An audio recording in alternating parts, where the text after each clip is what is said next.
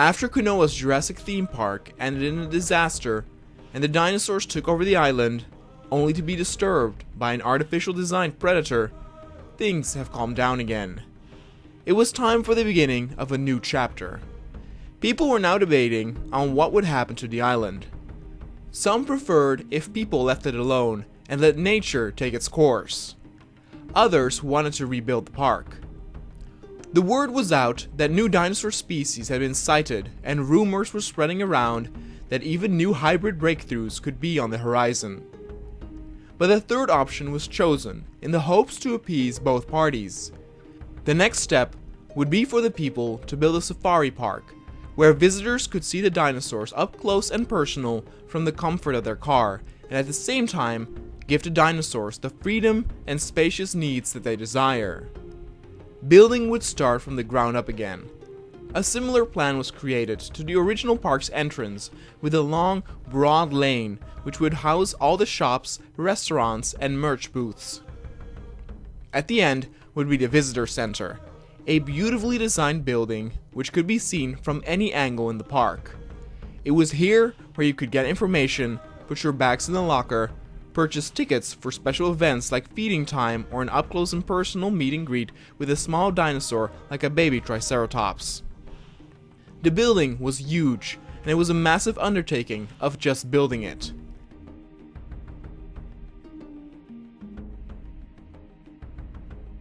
But when it was finally done, it made quite the impression on the investors and everyone who first laid eyes upon it.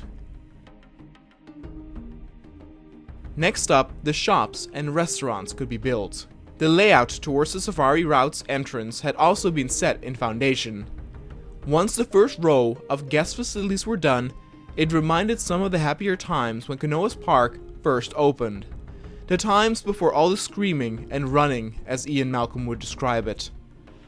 As time went by, the main boulevard looked magnificent once more.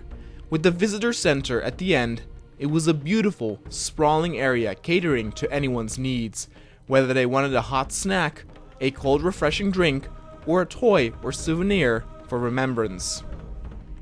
Next up, it was almost time to start the first steps into making the safari side of the park. But before this would happen, some staff facilities needed to be created. Then finally the path was paved that would lead visitors through the first part of the route. To ensure easy access, for now, the terrain was bulldozed and leveled, as flora would soon be inserted as well. The first terrain was done and ready for use, once the trees, grass, and of course some water were artificially added, and experts believed it was of a good size and environmental variety to please different types of dinosaurs. The route would take visitors alongside the drinking spot, giving good opportunity to make photos and seeing the animals up close. The rangers scouted out ahead as the scientists were preparing to fly in the dinosaurs for the first reservoir. The route would first start small and enclosed amongst trees, before ending up at the drinking spot, and indeed, as predicted, giving the perfect opportunity to take some snapshots.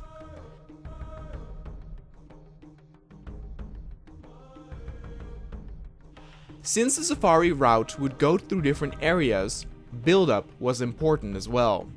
Therefore, the park's benefactors believed it was wise to start out with some tamer dinosaurs.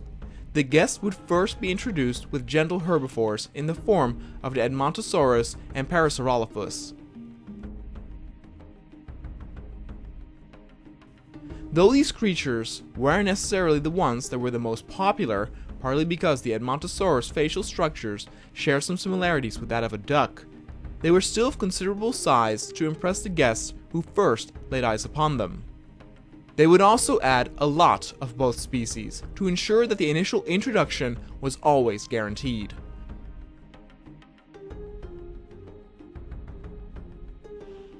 The first of the dinosaurs that had been flown over seemed to like their new area, with some even exploring part of the road. Visitors would surely love it if some of these creatures would come all the way to the side of their vehicle. The gentle nature of these creatures made this possible, as there was still debate on what to do with the bigger carnivores.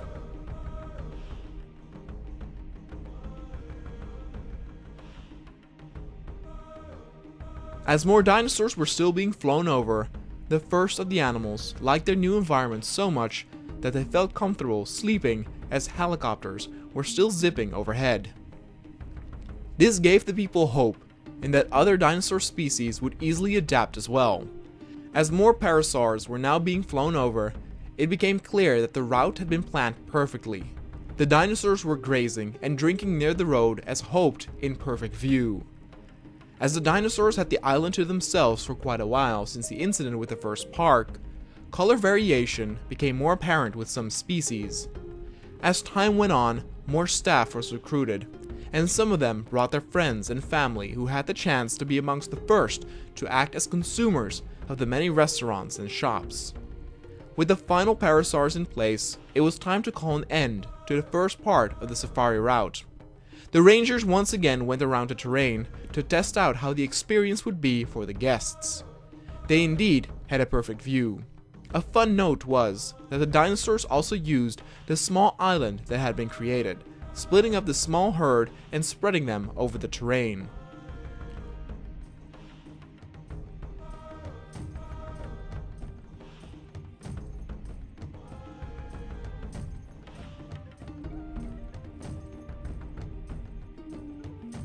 So with that done, it was time for the next area. To keep certain species or predators from crossing over into other territory, fences were used to separate them, much like safari parks back home. The second part would be implemented as a U-turn, therefore creating a natural breaking point in the middle of that turn where the visitors could see another drinking spot. The area in the middle was heavily vegetated to avoid larger dinosaurs from crossing the road too easily to avoid accidents.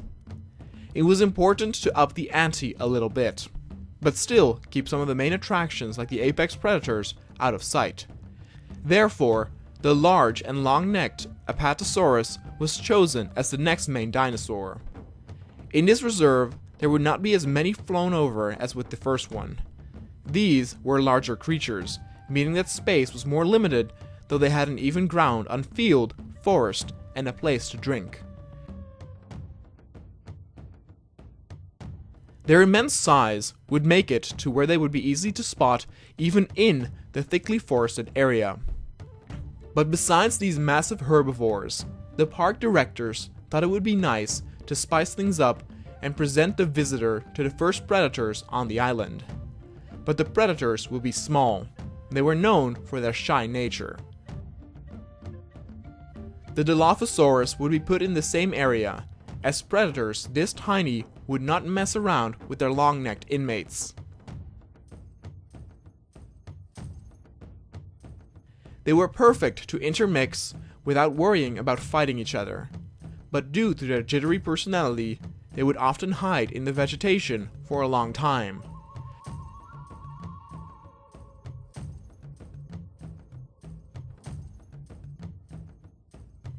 Adding around 4 or 5 of the little meat eaters would increase the chances of the visitors getting but a glimpse of them.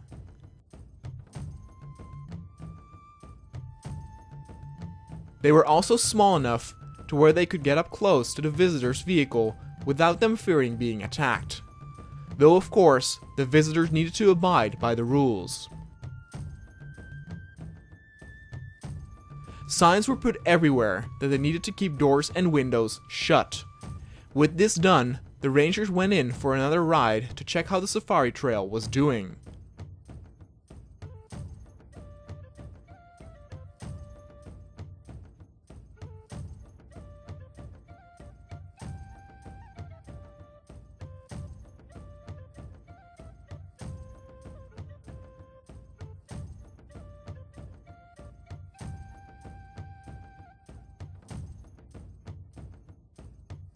To their relief, many of the dinosaurs got encouraged to move away from the path once they sensed a vehicle approaching.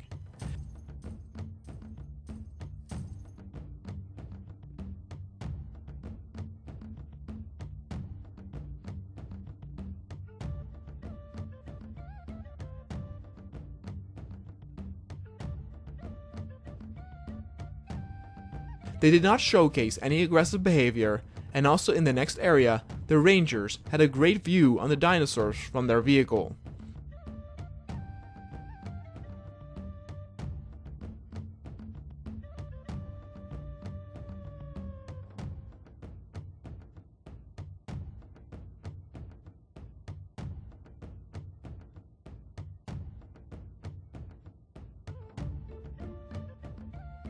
As expected, it was a bit more difficult to get a glimpse of the small Dilophosaurus.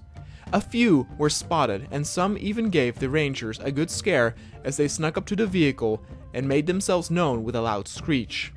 This would surely cause for some thrills here and there for some of the visitors. All in all, the park started to look like something fun, and word got around fast.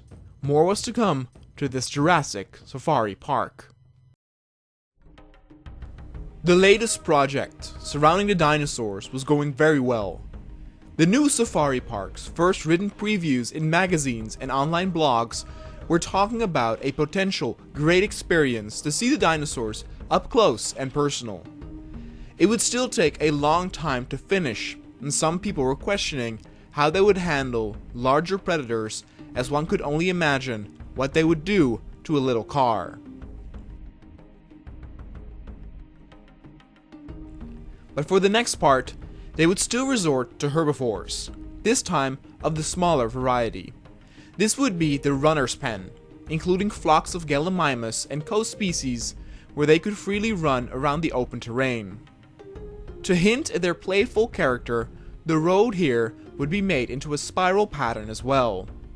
The amount of thick forestry in this area would be downscaled to a minimum to give the animals plenty of space to run around.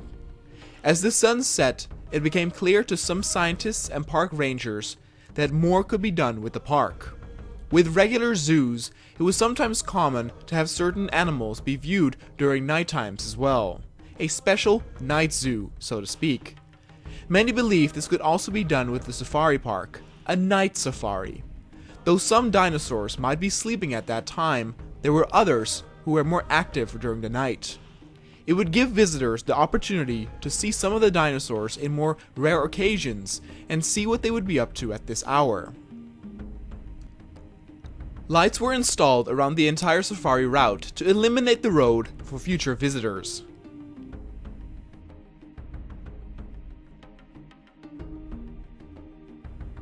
Then in the early morning, the first of the runners were flown in.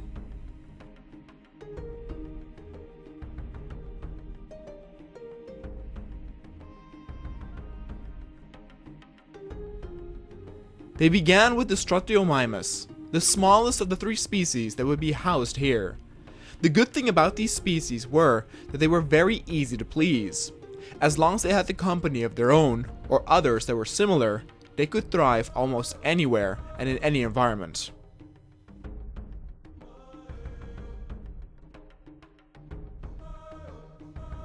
It made them therefore easy to intermix with other pens as well, but to have one specifically dedicated to this type of dinosaur would work more effectively and at the same time showcase the difference in size, coloring, and behavior amongst these three species.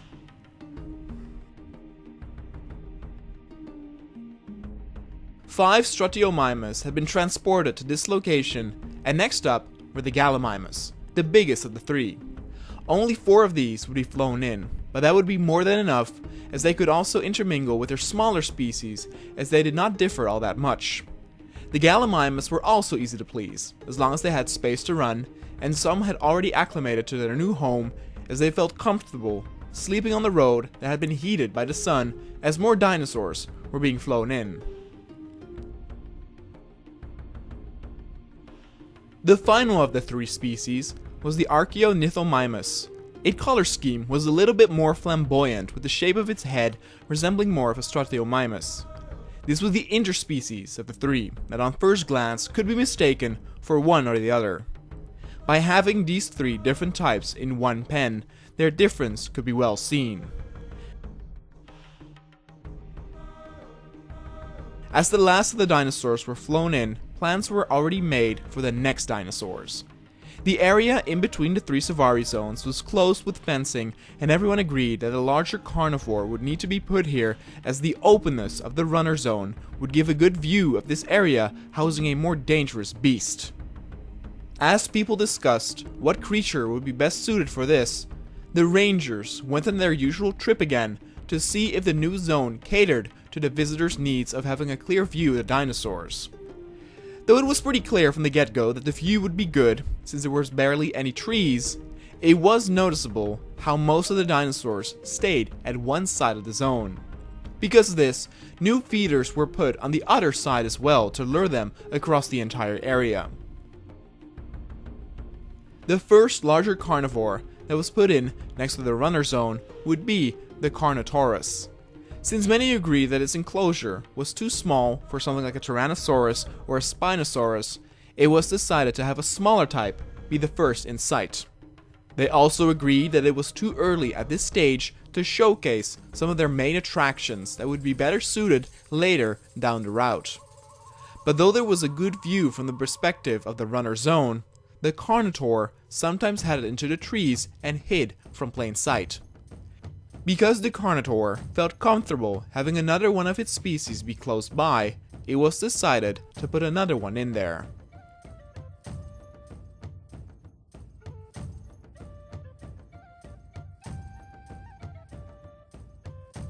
With two Carnotaurs on display, the visitors had always a guarantee of getting a good glimpse of the large predator.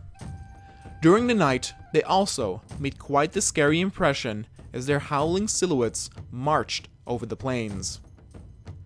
For the next zone along the safari route, a similar system would be implemented.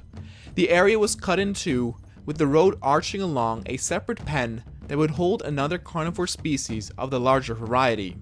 On the other side, they would have herbivores.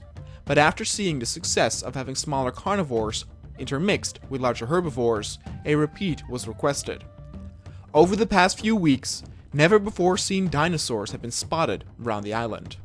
One of these was supposed to be more active during the night, making them perfect for promoting the night safari. It was the little Troodon. These tiny critters were brought over in a large amount and spread out over the area. They were a feast to behold, as their jittery behavior scurried them all over. Their big round eyes reflected in the moonlight, and they were indeed more active during night hours. A remark was given that these animals hunted using poison, and thus it was necessary to put signs again to keep doors and windows closed.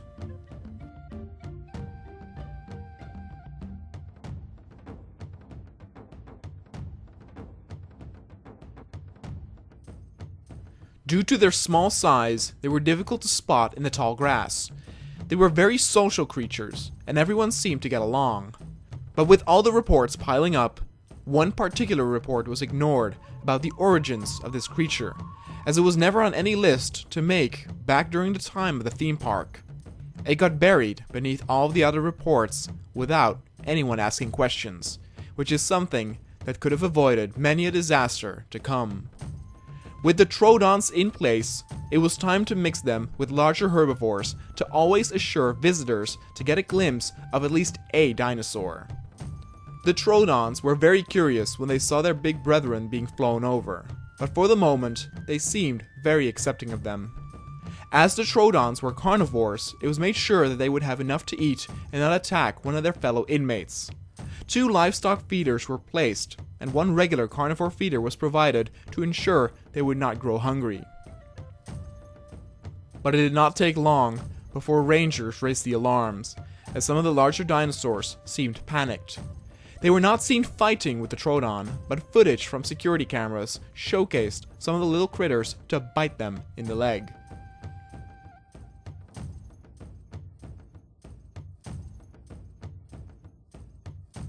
They were found dead hours later. As the final scheduled dinosaurs, the Myosaurus, were added, a priority meeting was held on what to do with the Troodon.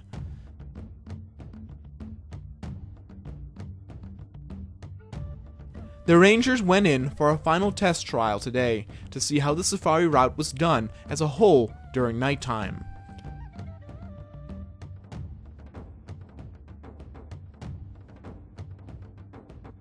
The lights implemented in the roads worked their magic. It was a pleasant atmosphere without being too bright to scare away or irritate the animals.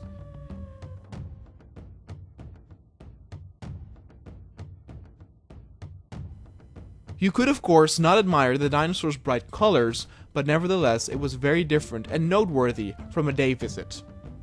In the second zone, it was indeed, as predicted, difficult to get a hold of one of the Dilophosaurus.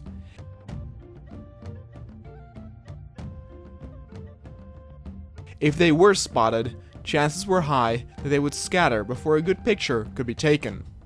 Nevertheless, having a bunch of them in there did make the difference of increasing the chance of spotting them. In the runner zone, it was noted that though the creatures were now spread out, drivers needed to be careful if the dinosaurs ran across the road. They would be forced to drive slowly to avoid collisions.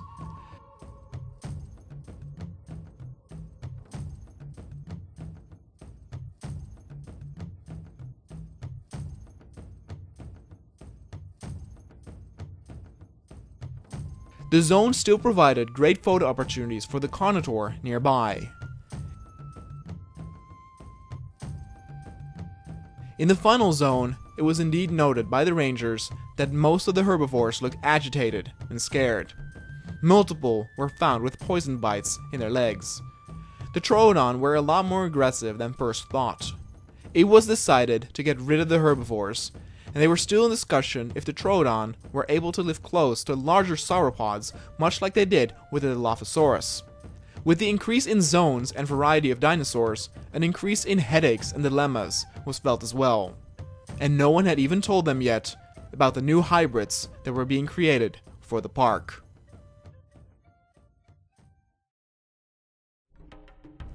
The newly created Jurassic Safari Park was picking up steam. More and more zones were added, and the dinosaur variety that could be seen during the route kept increasing. It already had many different types on display, including large herbivores, smaller and quicker ones, small carnivores, large carnivores, and more. The recent incident with the Troodon, however, did make news headlines. The little critters did not mix well with the larger herbivore species, and many had to be put down after they had been bitten by the venomous Troodon.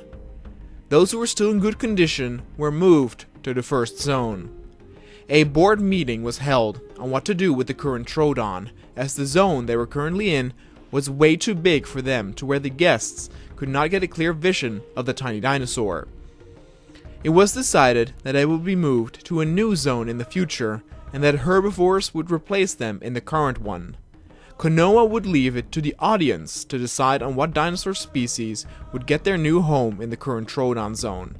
The only condition was that it had to be a herbivore, and different species in the same zone was a possibility. For the next zone, the team would focus on the round-shaped pen parallel to that of the Troodon zone. Preparations were already being made for the zone after this one, as the dinosaurs in question were being prepared for transport. The addition of livestock feeders hinted at new carnivores making their debut in the safari park.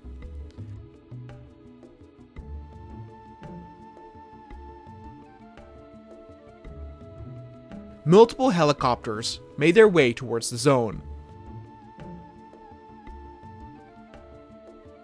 The dinosaurs they had entangled were not too big.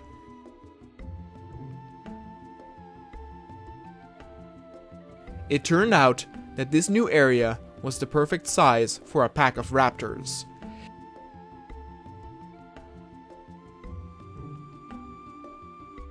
These ferocious dinosaurs would hunt in a group and could traverse the distance of the pen in a matter of seconds.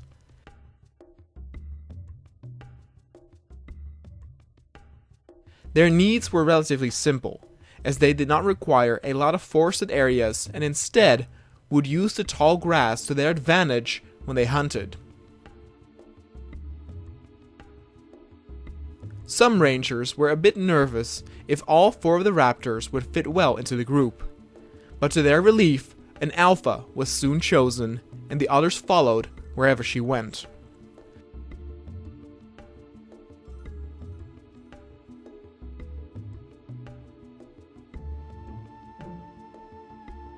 The creatures were marvelous, and Safari Park was excited to announce to the public their latest addition.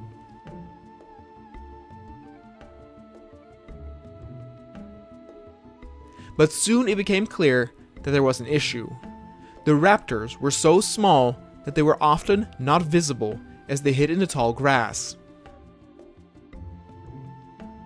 and the pen could not be made smaller as the group would need much space to move around in.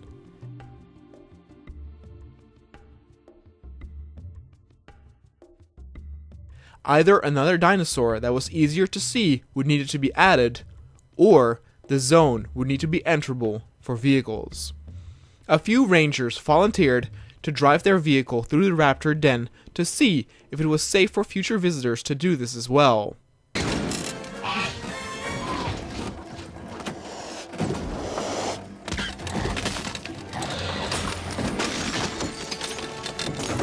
Turned out it was not.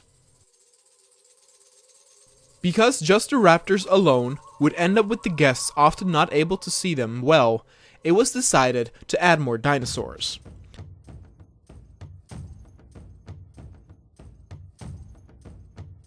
It would be another very large herbivore. The raptors were smart creatures. They immediately noticed that something was going on as the group assembled at the fence as the loud choppers came in closer.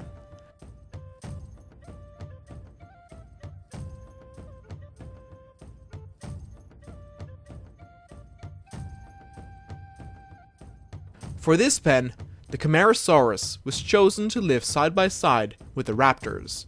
They were too big to where they would not fear to be attacked. But the new issue that presented itself was that the Carcharodontosaurus was a rather needy dinosaur. It required a lot of forested areas and of course also a feeder that acquired to its long neck. The feeder was put near the fence, as was a new carnivore feeder to ensure that the dinosaurs would not dwindle too far from the fence so that the visitors could always have a glimpse of both types of dinosaurs.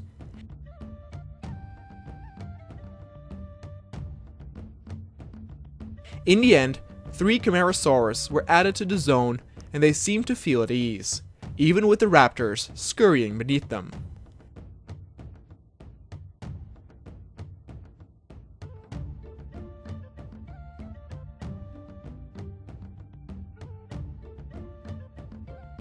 And with that, it was time to focus on the next zone. This was a smaller one, with a playful route through a swamp-like area. Perfect for one particular dinosaur that did not get enough attention in the initial park back in the day.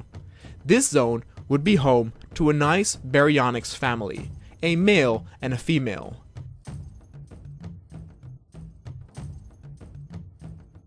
The Baryonyx is a meat eater, and its claws are perfect for fishing. Therefore, the water was filled with wild fish for it to hunt when hungry, but just in case, a livestock feeder was implemented as well. They seemed to be getting along really well, and they liked their new swampy home. Another reason why the Baryonyx was chosen to be put in here was to test if slightly bigger carnivores could be implemented in a zone where vehicles were allowed. The personality of a Baryonyx was a lot more relaxed than that of a Velociraptor. Precautions would of course need to be made, as signs were put up again to ensure windows and doors remained shut. Surveillance by a ranger team would also be present nearby, and to the initial test results, it seemed to be no problem to have vehicles pass through here.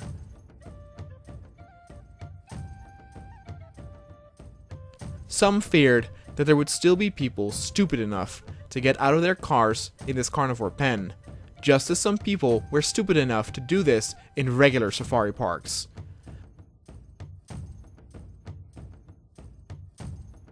But for the time being, the Baryonyx couple was bound to get a lot of visitors to come over. Because of the success they had with the Baryonyx, some of the scientists and rangers grew a bit zealous. For the next zone, they wanted to introduce another carnivore, a slightly bigger one that they believed could still be contained in an area where vehicles could pass through. The dinosaur species that was chosen for this zone was the Allosaurus. This carnivore was bigger than a Baryonyx, but not as big and fierce as a T-Rex. Some of the park's backers were a bit hesitant, but they agreed with the implementation as long as no carnivores bigger than this would be put in the same area as visitors. The Allosaurus had never made its debut back in the park. The scientists believed that the Allosaurus was a carnivore that could also hunt in packs, or would at least prefer another mate of its own. But this turned out not to be true. The moment both dinosaurs were put into the pen, uneasiness could be felt.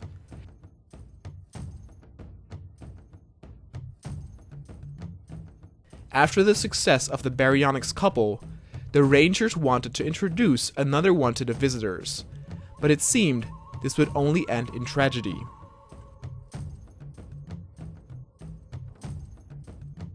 Where the two carnivores were first a bit uneasy amongst one another, it soon ended up in an actual fight. Both dinosaurs went at one another. Blood flowed, and the searing roars could be heard all over.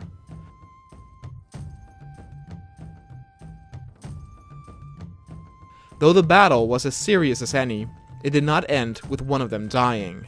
The Allosaurus that lost ran away.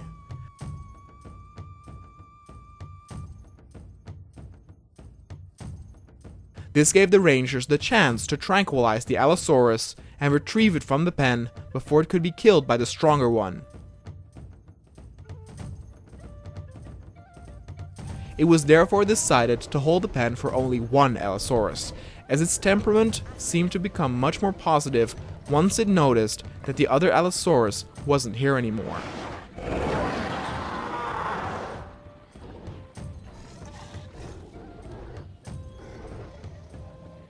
The initial tests done by the rangers if it was safe to traverse the zone via car were a success. They admitted they got quite nervous and scared once the Allosaurus came close, but it seemed relaxed all on its own. They did advise to put warnings that this zone might be a bit frightening to children. The park grew ever so more as the route became longer and longer. Now it was time for the next big step. It was time to introduce the safari park to its first hybrid. The Dinosaur Safari Park had now been established for a couple of months, and each time it got expanded, attracting more and more visitors. Not everything went as smooth as hoped, since the Troodon incident left the caretakers with a pen that was simply too large for the animals. Though originally it was planned to relocate the Troodon, instead it was decided upon to combine the largest dinosaurs they could get their hands on to ensure that they could live in the same space. It would black out the neighboring dinosaurs a bit, maybe even taking away from the popular Velociraptor. They were still a very popular attraction during night safaris though.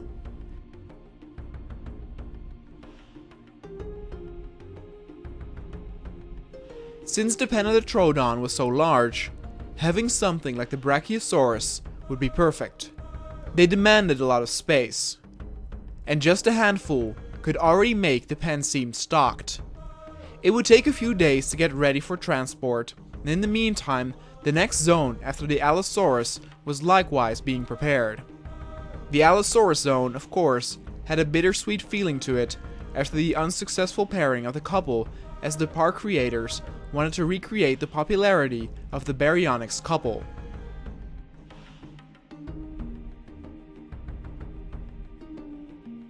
Two Brachiosaurus were first being flown over, just to see how they would do and how they would cope with the Troodon. The pen seemed perfect for them. Though they were incredibly large, they had so much room to move in that one could see it from their car up close or afar. The open field gave them good visibility all throughout the park, even being able to see the entrance. They indeed did not seem to care about the Troodon, and the little carnivores would skitter away once they sensed the ground shaking as one giant herbivore got near. As this initial test was a success, more Brachiosaurus were scheduled to be added, but one scientist noted that they should add another herbivore similar, but one that was never before seen in the park. The Dreadnoughtus was a humongous dinosaur, deserving of its name. It was beautiful and elegant, with a body similar to that of a Brachiosaurus and a head similar to that of a Camarasaurus. Though the scientists initially were very enthusiastic about this latest addition, some heads of divisions raised an eyebrow. Why was this creature never listed on any report before? It was a similar situation with the Troodon that got ignored earlier. It was scheduled to have 3 of the giant beasts being flown over once they had been tranked, and in the meantime, more information was gathered at the substation at which all the dinosaurs would undergo inspection before being allowed into the safari park. The information gathered hinted at that these Dreadnoughtus did not originate from any of the wild areas previously located, like the swamp area, the plains, or Isle Cloud 9. Instead, it was hinted at that it originated from an area called Site 10 Location E. The scientists scratched the back of their heads and agreed that someone had to get over there to find out more. One of them volunteered and left for several days. The Dreadnoughtus were an instant hit. The differences with the Brachiosaurus could clearly be seen, and the fact that their brethren of the Camarasaurus were so close by helped as well.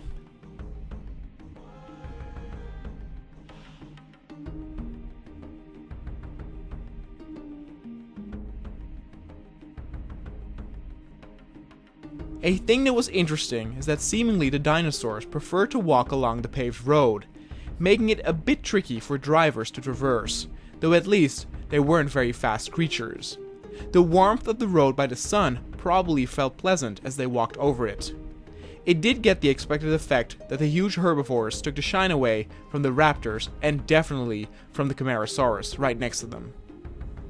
For the next pen behind the Allosaurus zone, another dinosaur was recommended that was not listed on any documents before. What was going on? One of the head scientists scratched the planned deployment of the hybrid for now until more clarity could be found on this situation. The Iguanodon was an innocent and beautiful creature. Though at first glance, they might resemble some of the species that could be found amongst a giant herd, in reality, they liked to stick to their own group. They had long claws comparable to the position of a thumb, where they would use it for multiple purposes.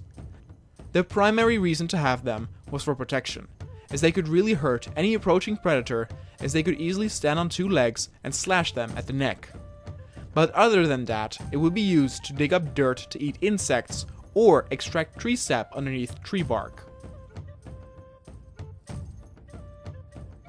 5 Iguanodon were scheduled to be flown over, and they were true beauties.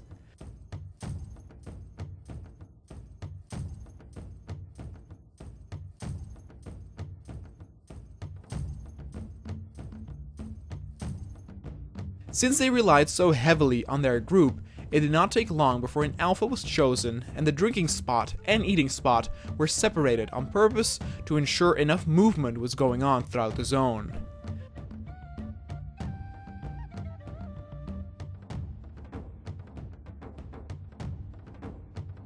The way they ate at the feeder was enticing, almost resembling monkeys or humanoids in a weird way, where they would grab the leaves and bring it to their beaks to crunch it up.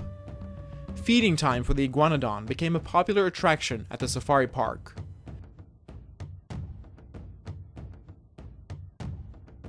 Though the food and water spot were separated to motivate movement, in truth, the group moved as one, kinda defeating the purpose. They could often be found on one side or the other.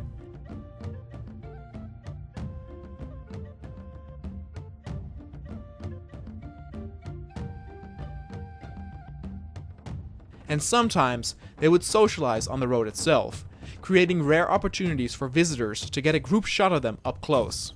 They weren't very jittering, so an approaching car would not scare them easily.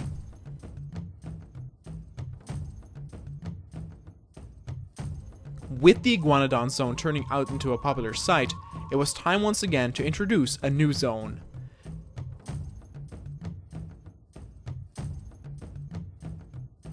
The park had quite a lot of diversity already, but it was getting a bit packed.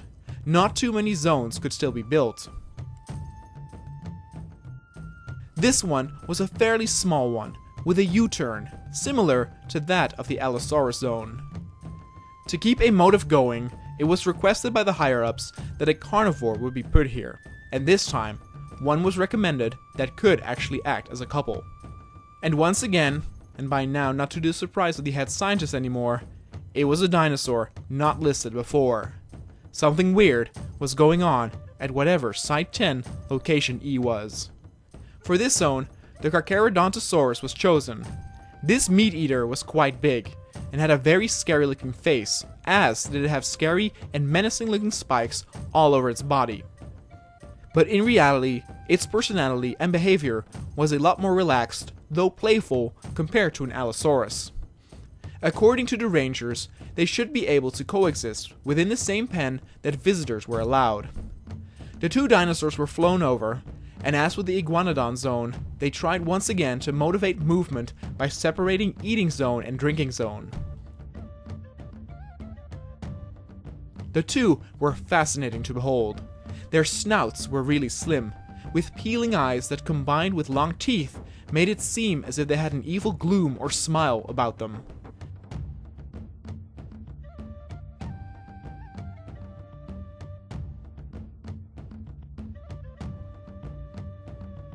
But it was indeed true what the rangers said, as they seemed very playful. They rarely would walk somewhere slowly, as they often played with each other or ran around to explore. There was a clear hierarchy, however.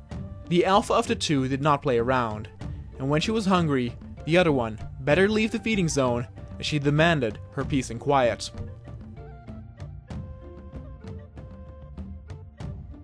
It even got to the point, with how playful they were, that it seemed like they were playing hide-and-seek with the rangers who drove inside to test if it was appropriate for visitors to see. They seemed very interested in the car. They were both swirling around it, creating some great photo opportunities, but also some pretty hazardous areas due to the fact that they were stomping around so quickly. If they actually hit the car, the results would be devastating. But it never got to that, and it seemed that the dinosaurs did their best to keep at least at a distance. They were just being playful. Even when the rangers headed back to the station, the two carnivores still wanted to play with them, seemingly a bit sad that their play buddy had left them. And so, the park grew and grew.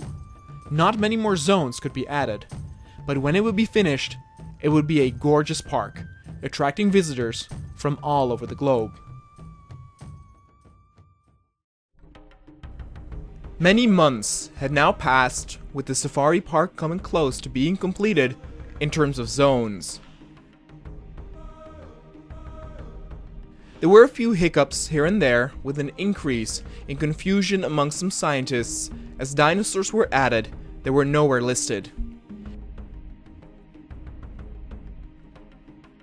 A mysterious site of origins was noted, but the scientists who left to check on that site had not reported in yet. The visitors, of course, did not notice anything. They just enjoyed the beautiful creatures from up close. With only a few more zones to be able to build, it became clear to the higher-ups that not all dinosaurs could be added to the park this way. Therefore, it was decided to revisit some old pens and add some dinosaurs to spice things up. The first dinosaur that would be added to an older pen would be the Olorotitan. This beautiful, friendly creature had some beautiful coloring patterns, including its head crest, that allowed it to communicate with its own species.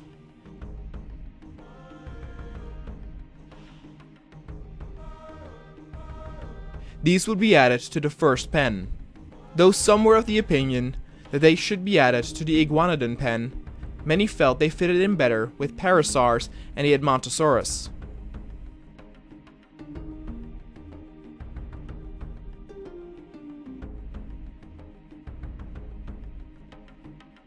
A different breed would be used to add to the Iguanodon pen. 3 Olorotitan were flown over to the first zone. Because of that, the zone became very crowded. but the amount of space they had was larger than some of the other zones, so it should be fine.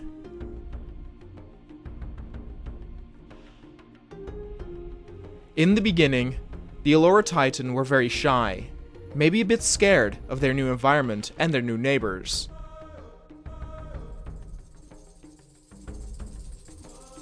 They quickly headed into the forest and made sure to stick close to their own kind.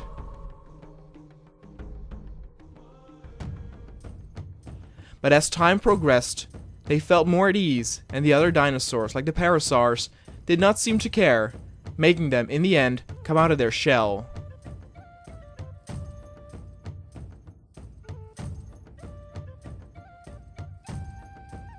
With that underway, plans were made for the newest zone, which was a vertically long area with a sprawl at the end, kind of resembling a fishing hook. Before the rangers could decide on what dinosaurs would be added here, they got word back from the scientist who went to check Site 10, Location E. He noted that he stumbled upon a side of the island that was supposed to be deserted. Yet, a lot of activity was going on here. He stumbled upon an enormous fortified pen littered with dinosaur species. As he spied on the area from the jungle with his binoculars, he counted for every dinosaur type that he knew was on the island.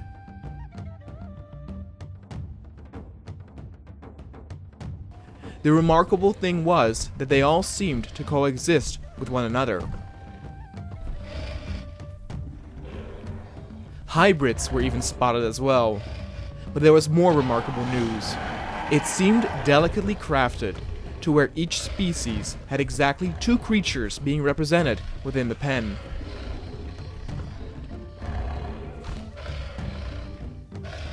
This meant that even types that required bigger herds to live in, like the Stegosaurus, Camarasaurus, or Parasaur, could only be found in pairs.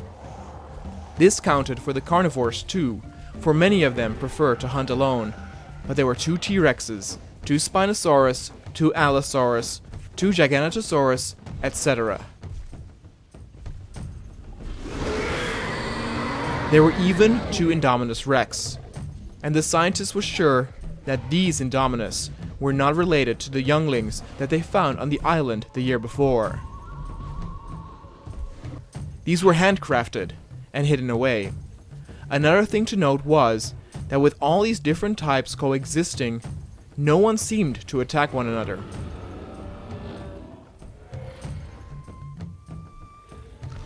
It was clear to the scientists that some, maybe even many, of the dinosaurs were agitated or scared, but not a single carnivore attacked a herbivore, not for sport, nor for food.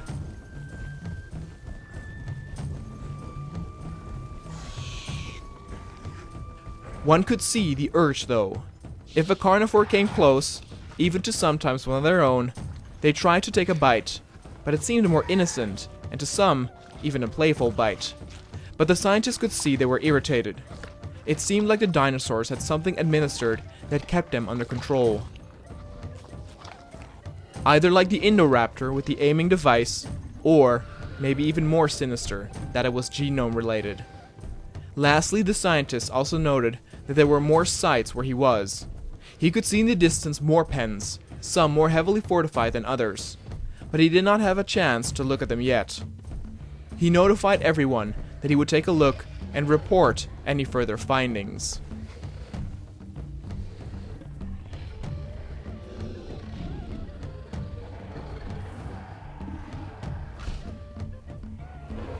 This was disturbing news.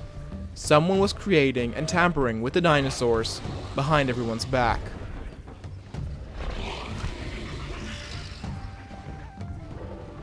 More information needed to be gathered to get to the bottom of this.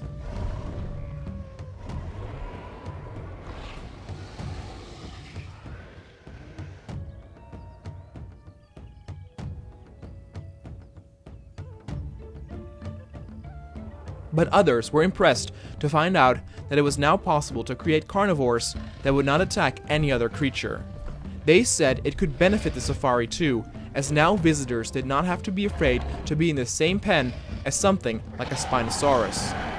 Finally, a scientist noted on a particular paragraph in the report mentioning a new, never-before-seen hybrid.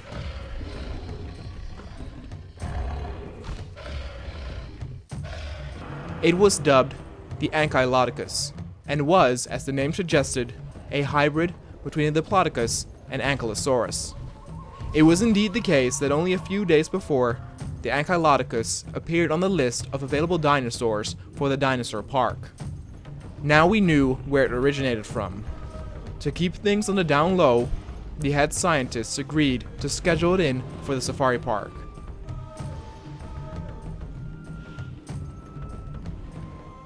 Before that would be done, they thought it would be smart to introduce the visitors to the two actual dinosaurs that the hybrid would consist of.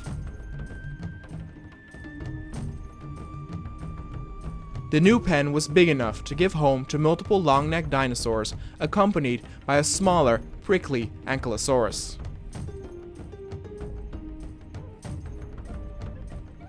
The Ankylosaurus was a beautiful tank-like creature that preferred peace and quiet. It could cope with some other dinosaur companionship as long as it wasn't too much.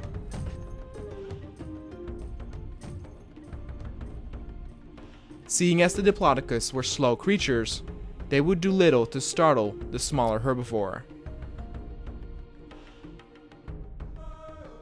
The Ankylosaurus got a whole day to get accustomed to its new home before its two neighbors were flown over.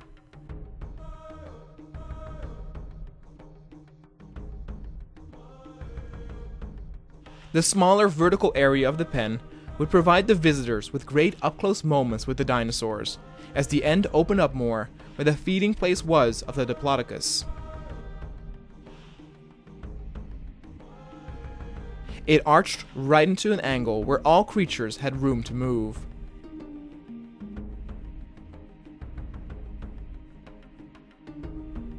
It even was mentioned that maybe another dinosaur type should be added eventually. Maybe something small, like a Dinonychus.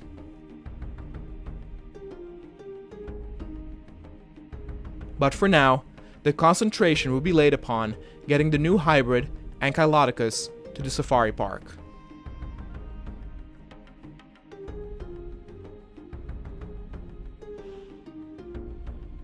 A large pen would need to be built to all the customers who would come to see it.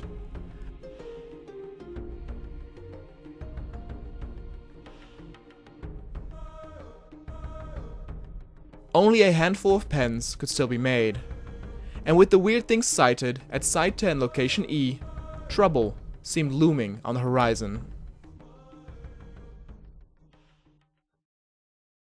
Hey everyone! Thanks for tuning in to another episode of the Jurassic World Evolution cinematic series. As we are nearing the end of Season 3, we still have a few episodes ahead, but I was wondering if there were any other dinosaur video games you would like to see me play during the break between Season 3 and Season 4. I recently bought The Isle, but have also had requests for games like LEGO Jurassic World. Let me know in the comments below. Any other dinosaur game is also okay. Chances are high that I will most likely be playing some of those dinosaur games on the Looping Reel Gaming channel that's run by me and my friends Ryan and Greg. Please support us by subscribing to the channel for more Let's Play oriented content, including hopefully some awesome dinosaur games soon. You can find the link to the channel in the description down below. Thanks, and enjoy the rest of the episode. By now, the Dinosaur Safari Park was nearing its end and completion.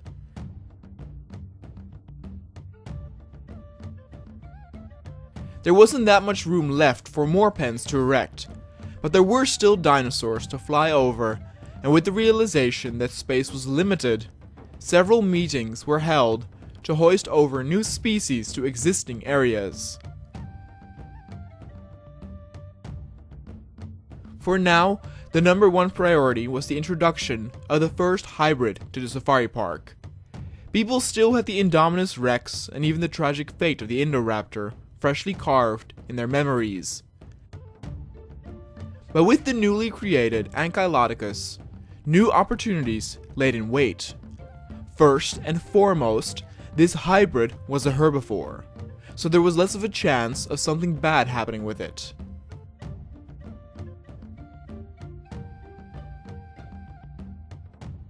Its size demanded a large pen in and of itself.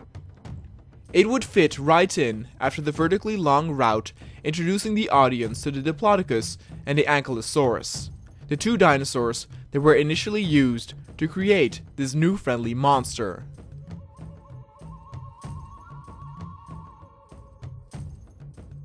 In some ways, it could be considered as one of the safer hybrids that were created, as from a certain point of view, it merely was a Diplodocus with some spikes on its head, back, and tail.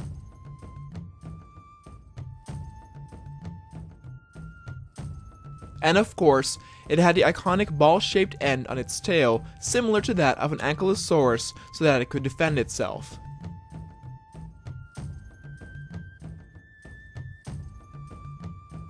The Ankyloticus would be tranquilized, and then flown over from Site 10, Location E, the mysterious facility ground that was kept in the shadows and needed further intel to understand what it exactly was.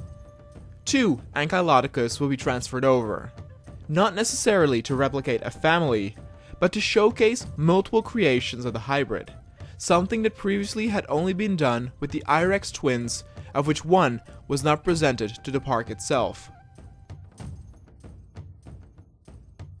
The Ankyloticus were an instant hit. People described the looks on their faces as derpy, but that made them more likable by children and young adults.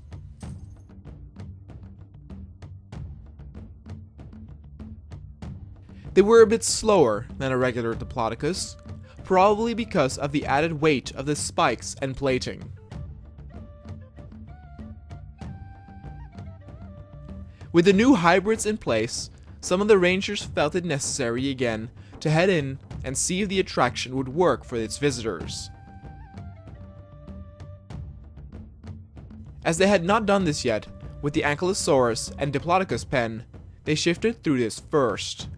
As expected, the vertical part gave a good view of the smaller herbivore, whilst the huge, stomping Diplodocus could be seen way ahead in the distance.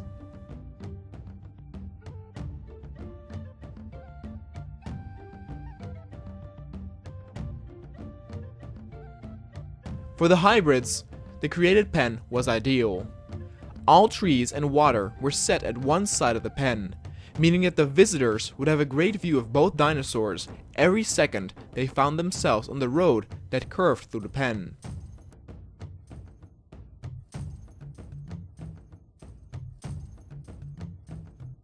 With these new creatures in hand, the following days were splendid for the safari park overall.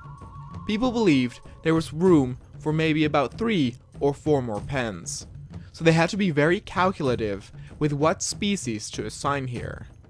While the park's higher-ups were debating this, the customers grew as the park became more and more accessible to mainstream audiences.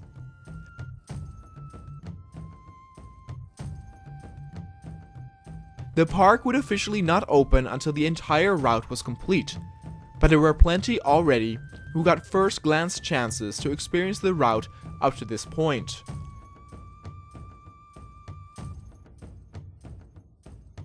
Besides debating on what dinosaurs would be chosen for the next pen, it was also discussed on what dinosaurs to add to any existing zones.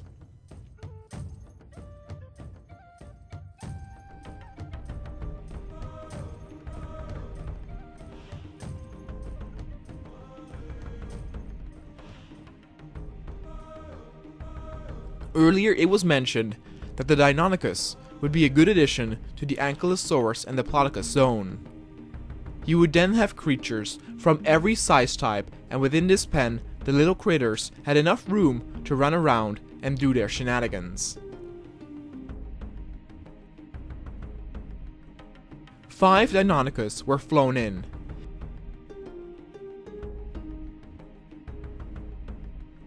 These dinosaurs were smaller than the Velociraptor, but not as small as the Troodon, meaning they would still be well visible in the higher grassed areas.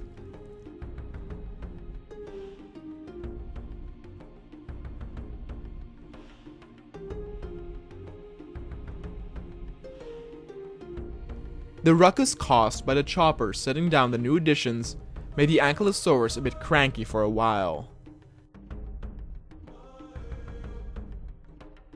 What also helped to spot the new carnivores was their bright red color pattern.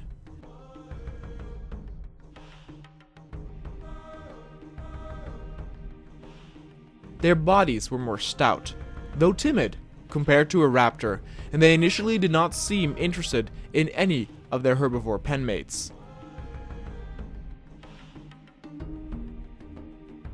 Their feeding zone would be put across the road, to have them spread out, and this indeed resulted in some of them crossing the path sometime, giving some nice photo opportunities for bypassing guests.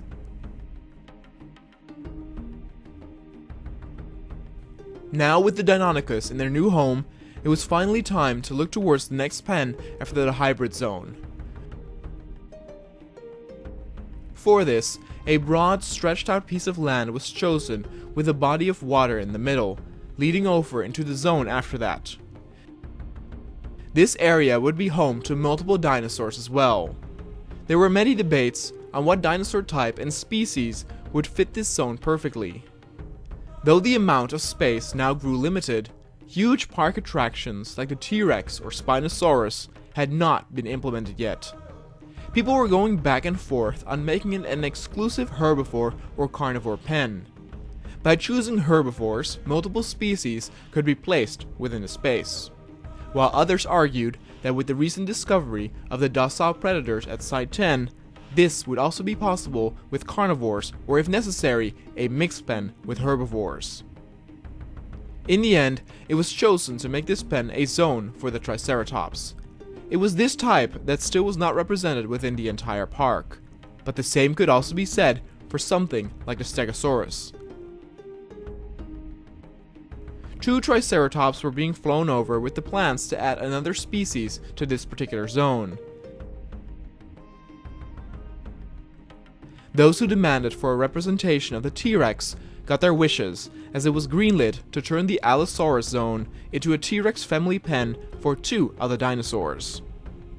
The Allosaurus would be moved further ahead to a zone fitting its smaller size, but this would take time and was going to be done after the Triceratops zone was done.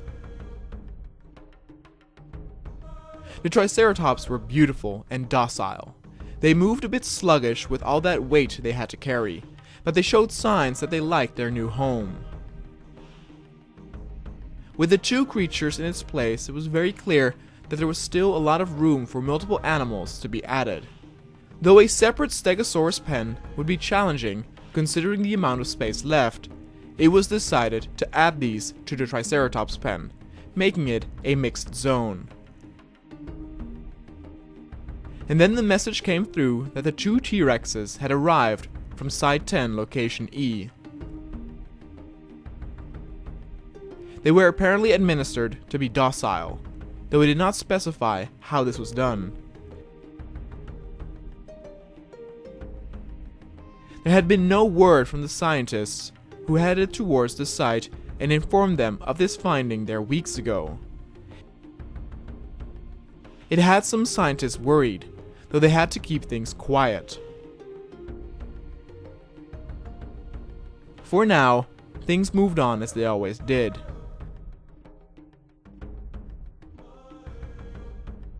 The park was months away from being finished, and everyone hoped that the end result would be splendid.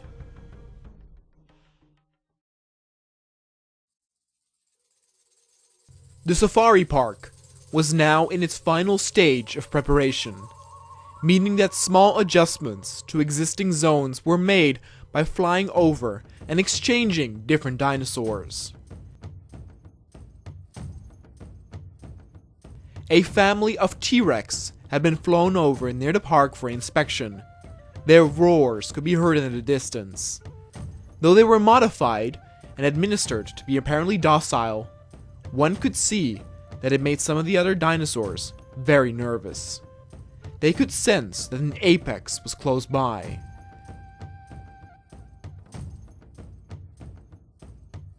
Before the T-Rex would be moved to the Allosaurus pen, as the size of that area fitted them better, a few herbivores would be migrated first. The current Triceratops zone was so big that easily more creatures could be added. one of the scientists advised to move several Stegosaurus over, as he saw something very peculiar on the listings coming from Site 10, Location E. Still all this time, there had been no word from the one scientist who went over there. The Stegosaurus that were transported to the Triceratops zone, which was now a mixed one, were easy to please. Overall, the Stegosaurus was a sluggish but happy type of dinosaur. The large plates on its back ranged from many different beautiful colors.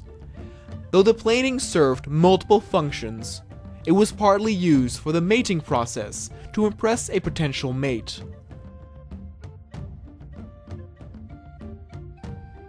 The Triceratops also did not seem to mind their new neighbors, and everything continued peacefully.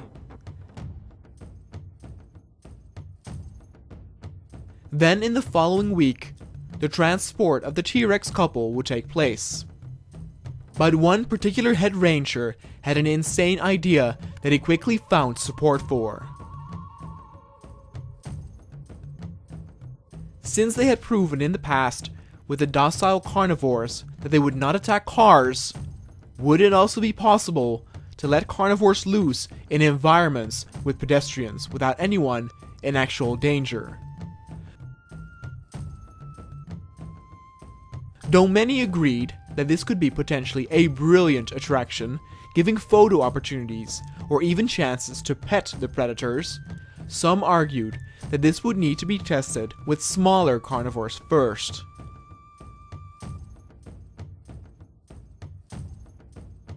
But the head ranger disagreed. He said that if it could be proven that large carnivores like the T-Rex or Spinosaurus could be amongst pedestrians, then logically, smaller ones would prove no issues as well.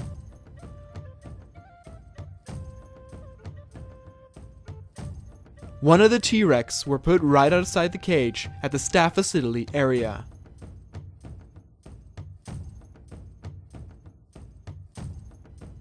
Many of the staff had assembled at the point of deployment to see the T-Rex from this close. They were excited, albeit a bit scared, as one could never know what would exactly happen. Once the dinosaur dropped, its movement scared the people away, even causing some of the staff to faint. But lo and behold, the prediction worked. The T-Rex, instead of going after people to eat, first wanted a nap and laid itself down on the sun-warmed paved road.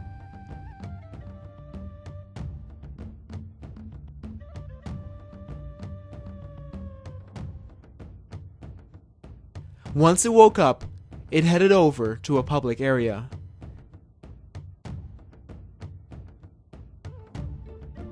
The audience was made aware of this operation, and those who were too frightened to share the same space with this carnivore were moved elsewhere for the time being.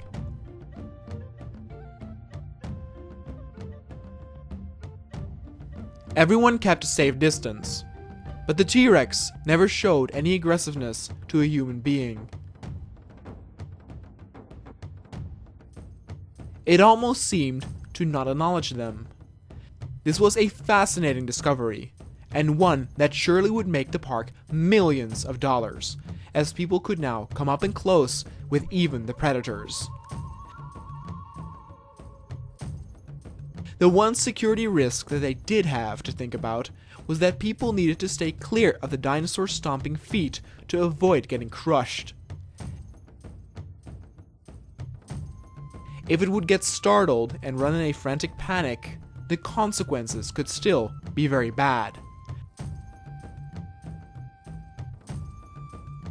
That's why there was some tension when it needed to be tranquilized again, but luckily, they were able to sedate it without anyone getting trampled. The transportation of the T-Rex couple would be quite the undertaking, as the Allosaurus would need to be moved too. As the helicopters were already inbound, the single Allosaurus was sedated and ready to be moved out.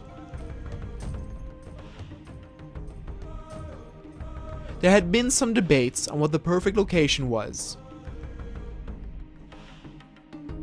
Because the Allosaurus was created without any docile administrations, it could not be housed together with other predators or small herbivores. Therefore, and to save space, it was decided to put the Allosaurus with the Ankyloticus hybrids.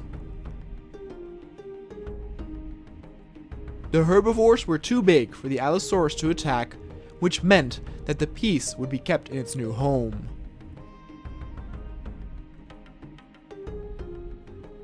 The Allosaurus was very confused when it first woke up. Though most transportations have been relatively smooth, it was a few days of tension to see if the Allosaurus would even eat. If it was too stressed, it might refuse to do so and die. But luckily, the Allosaurus seemed to understand that the two hybrids in there would not attack it, and when they let their guard down, the Allosaurus did so too, and adapted. With the Allosaurus cozy in its new home, the two T-Rexes could finally be moved. The original Allosaurus pen was so large that some argued that the T-Rex could share this space with some other creatures, especially since they were so docile. But the T-Rex was a 5-star attraction. Some thought it unwise to share it with others, as their shine would be taken away. The park rangers promised to discuss in the end if changes would need to be made if they ran out of space. The T-Rex couple, inadvertently, was put right past the Baryonyx couple, making this part of the route have a nickname called Romance Street. The distinct difference in color pattern made it easy for customers and staff to understand who was who. Over time, the differences in attitude and personality would make the creatures feel more attachable to the audience. They were beautiful, enormous, and as friendly as a puppy. Signs still needed to be put up to stay at a safe distance in terms of their feet, but all in all, they were a giant success. Next up was the area after the Triceratops and Stegosaurus zone. As this particular area was a bit smaller, it was the turn for the tiny kind to get moved here as well, almost working as a cooling down towards the end of the route. Something cute, like the Dracorex, would fit perfectly in this environment, though some worried that it was actually too small and would need to be combined with something else. Maybe something like a Stigmalog and a Pachycephalosaurus.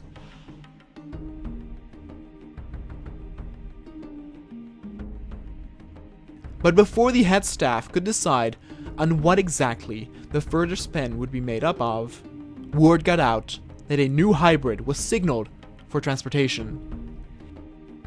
It came as a surprise as it was not written down during that week's schedule.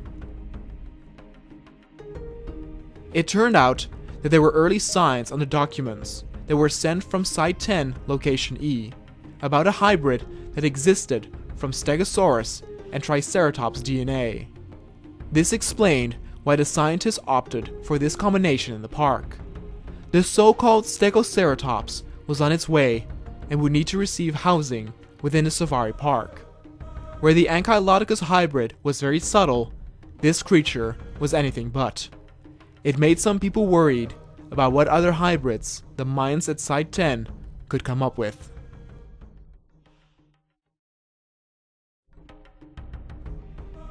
As the discussion continued amongst the heads of Jurassic Safari Park on what dinosaurs will be put in the final 2 pens, the next big attraction that will be added to an existing zone was in progress.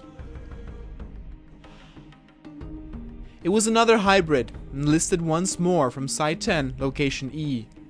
The Stegoceratops was, as its name implied, a mixture between a Stegosaurus and a Triceratops. There was a heavy discussion on which of the two was the more dominant on display. The body was that of a Triceratops, but it looked heavily modified. Not only did it have the Stegosaurus plating all over its body, including the tail spikes, but the blades could even be found on its head, as were its horns abnormally large. They were so large, in fact, that some argued that they were too heavy for the creature. In the long run, it might even result in some health issues, as keeping the head adjusted with that added weight would become a more difficult task over time. 2 Stegoceratops were being brought over, both in a different color pattern. The Stegosaurus-like blades on its back were the brightest of color and difficult to miss. They were tranquilized and brought over to the mixed pen of Stegosaurus and Triceratops. In terms of its personality, there were some questions being asked. The Stegosaurus was a sluggish dinosaur that kept calm most of the time. This was on display again, as none of them seemed to mind the incoming helicopters, whereas the Triceratops ran around in a bit of a frantic panic.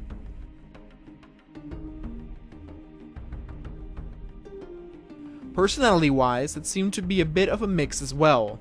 The 2 new hybrids could be spotted running around the first couple of minutes, as they did not understand what was going on. But as soon as they had something to drink or eat, they would calm down and be as friendly as their fellow neighborhood Stegosaurus.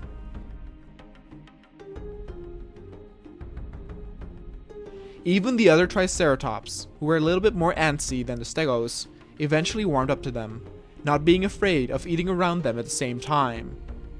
The difference in horn size also did not seem to intimidate them.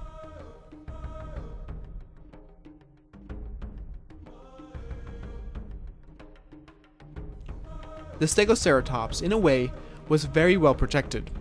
It could lash out at its enemy with the horns on its head, but even also deal damage with its tail. This was something not many dinosaurs could.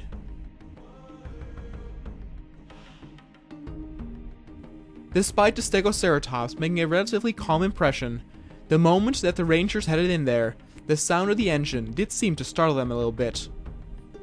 Obviously, the other dinosaurs did not seem to care, as they were used to them by now. The Rangers stayed a little bit longer and tried not to make too much noise, and eventually, the hybrids did grow accustomed to the presence of humans in their vicinity. And all the while, the friendly Triceratops grazed on. Then it was time to look towards the next zone. Plans were already underway, as they were previously interrupted by the announcement of the Stegoceratops. This next zone would be a fairly small one, and thus it would be perfect for some smaller herbivores. The Dracorex was first chosen to be added here, though there were those who were worried that they were so small that they would blend in too much with the tall grass. But first things first, they would be added to see how the size was. 3 Dracorex were first flown over, and these small critters were not particularly difficult dinosaurs personality-wise.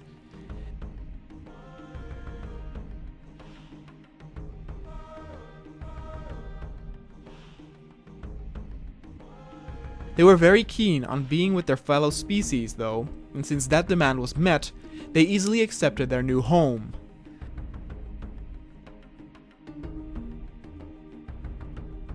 So then it was time to decide on what dinosaurs it would share its pen with. There had already been suggestions by fellow head scientists to add similar types like the Pachycephalosaurus or the Stygimolog.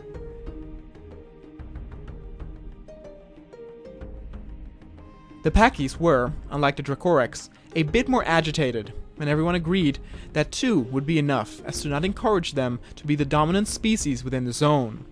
But at least they were a lot bigger, meaning they were easier to spot for any guests that entered here.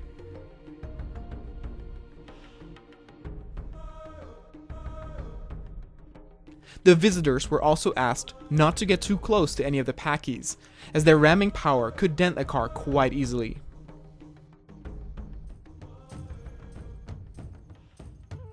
But for now, everything seemed fine, as the Dracorex and the Pachycephalosaurus lived in harmony.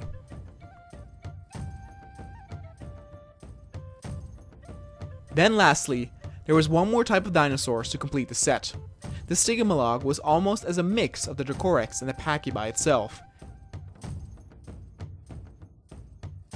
It had the spikes of a Dracorex, albeit a lot bigger, and it had the same bulge on its head that it would use in the same sense as a Pachycephalosaurus.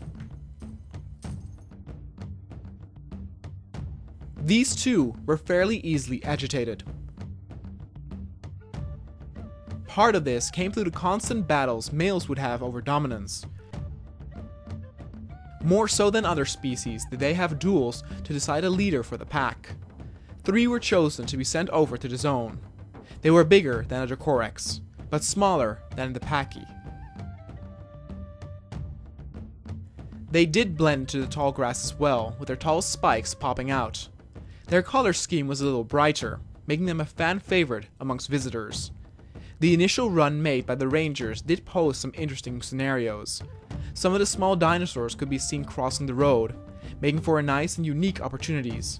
But as feared, they were indeed difficult to spot once in the grass. The route itself, though, was fun to drive, as a few curves here and there made it more interesting for the one behind the wheel. Despite not being the largest animal, the Stygimoloch was the one that had the easiest photo opportunity. Then all of a sudden, another ranger had a new idea regarding some of the docile predators. Though it was agreed by everyone that the up-close and personal meetings with predators would attract a lot of guests, they also saw that the carnivores needed to be introduced at a fairly slow pace. The next predator that would be introduced to be amongst the people was the Velociraptor. A smaller kind, and a creature that in the eyes of the rangers was perfect to be part of the so-called raptor petting zoo. Rather than a zoo, it was a certain period in the day where the docile raptors were put amongst visitors and they could take pictures with it or pet it.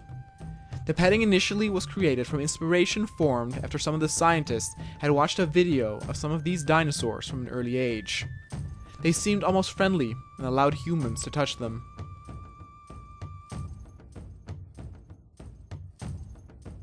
Four raptors were flown over and had been manipulated to be docile.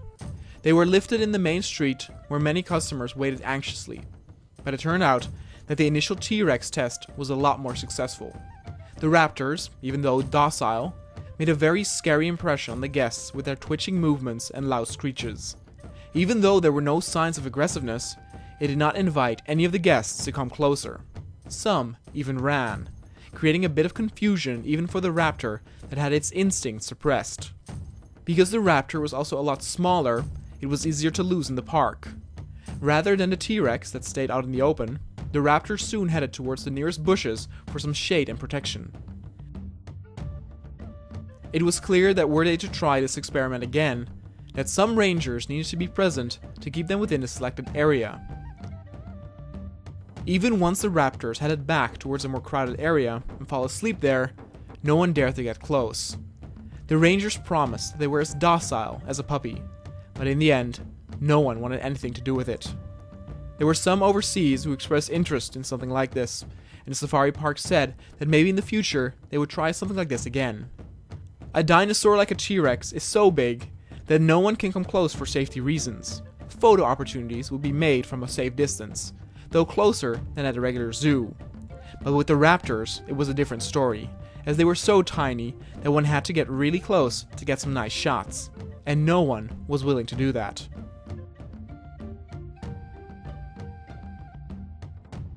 And thus the raptors were being sent over towards the other raptors already in the park. Those dinosaurs were not manipulated, and it would be interesting to see if they would be accepted by the pack.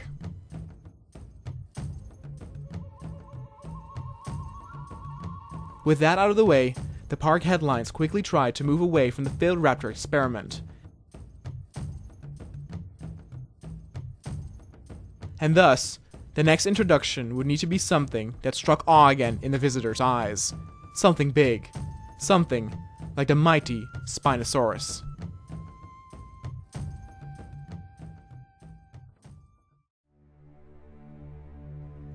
The safari park seemed to be in its final stage for a while now. New attractions, dinosaurs, and merchandise were unleashed every other week, it seemed. Headlines of blogs and newspapers were enthusiastic about the new hybrids, but also mentioned the failure of the Velociraptor petting zoo. Not a failure due to a technical malfunction nor someone getting eaten. Rather, the fact that no one dared to get too close to a Velociraptor made the attraction not a success. To distract the people and quickly move heads, the shipment of the park's newest addition was greenlit, the Spinosaurus. The giant carnivore was a big attraction back during the days of the park's zoo.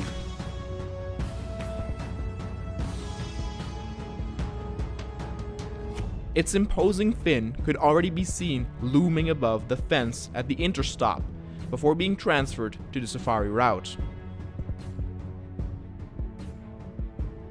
The newest zone was considered too small, and thus the Spinosaurus would need to be put in an existing pen.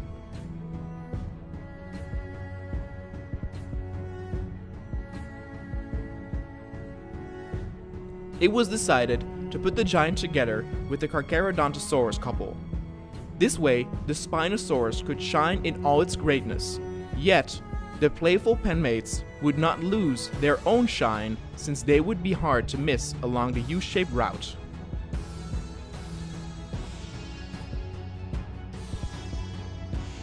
Like so many carnivores before, the Spinosaurus was designed to be docile. Its size was bigger than a T-Rex, so it was bound to impose just on that alone. The Carcharodontosaurus seemed very surprised, though excited, with the arrival of their new neighbor. They did cling up together even more than usual, just as a precaution to sense what this new intruder was up to. There was no doubt that the Spino could easily kill both of the smaller predators, but its docile manner made the two feel at ease eventually.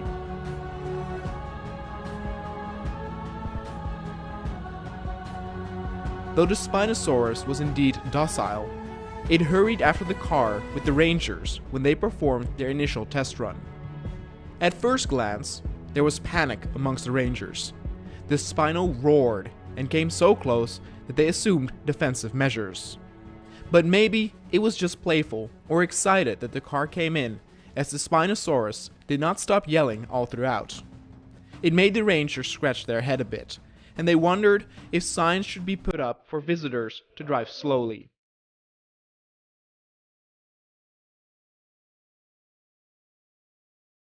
With the new carnivores in place, it was time to add another herbivore.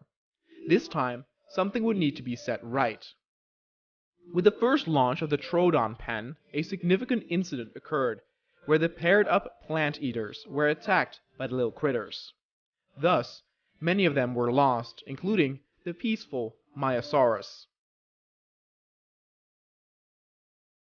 The physical build of the Myosaurus was somewhat similar to that of an Iguanodon, and thus it was decided to add 5 of these to the Iguanodon zone.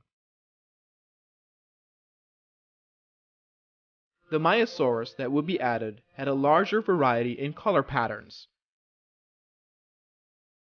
though there were some who raised an eyebrow, as they were afraid that the pen would get too crowded with 5 specimens being added. People were also still waiting if green light would be given to add something to the Tyrannosaurus zone. There was room enough, but what creature would blend in perfectly and still get an even amount of attention as the mighty T-Rex? The coming of the Myosaurus resulted in total panic amongst the Iguanodon pack. They all sought shelter in the wooded area. As the newcomers were inserted in the zone, they grew accustomed to sharing with nobody. Multiple helicopters descended, its noise explaining the panic amongst the Iguanodon. As they were flown in, they headed over the area that recently had adopted the latest Spinosaurus edition.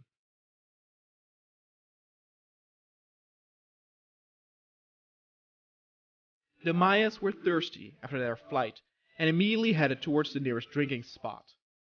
Confusion and even a slight panic roamed throughout, as both packs did not understand well what was going on. With the Myosaurus in the same zone as the Iguanodon, the differences in color variation, physical attributes, and behavior could easily be spotted.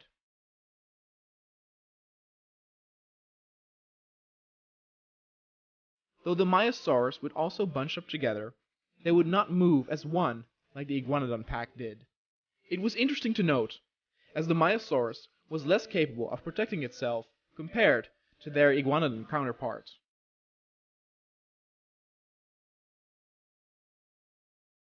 The grazing nature, slow movement, and striped patterns made it to where this zone received the nickname of prehistoric zebra zone. And thus, with the so-called zebra zone done, it was time to move towards the next zone along the route. It had an open plain, but the road was narrow and short. Too much time to gander was not an option. But the terrain was too small for a giant dinosaur, and thus smaller creatures that were still easily visible were chosen as the new inhabitants. This zone would be another mixed one, but first, the plumpy Stegoceratops was chosen for this spot. There was a long debate on what kind of creature would be shown next, a variety of the Stegotype, the Ankylotype, or the Trike type. Eventually the Trike type was chosen, which would also influence the next creature that would be added. The zone was not big enough to accommodate an entire herd or even a pack, thus only two were flown over. The color contrast between the two was quite extreme, one was light and one was dark. As the zone was a bit smaller and the drinking area was right next to the path, the dinosaurs would always be visible regardless of their position. That meant that more members of the Trike family would be added. This time, it was the timid Taurosaurus. Though its size was not as imposing as a Triceratops, let alone a Stegoceratops, its color patterns on its crown was beautiful all around.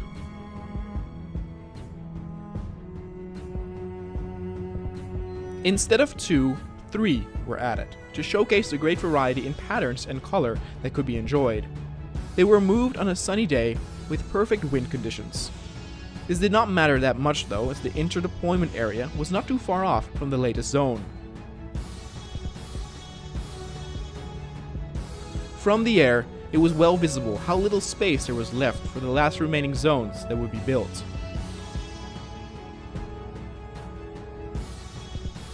The Taurosaurus quickly became the favorite amongst young visitors. The shape of its head in regards to its stout body made them give out a cute vibe.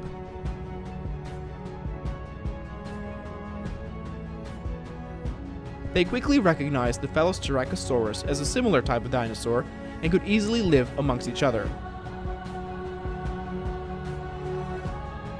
Maybe even another variant could be added.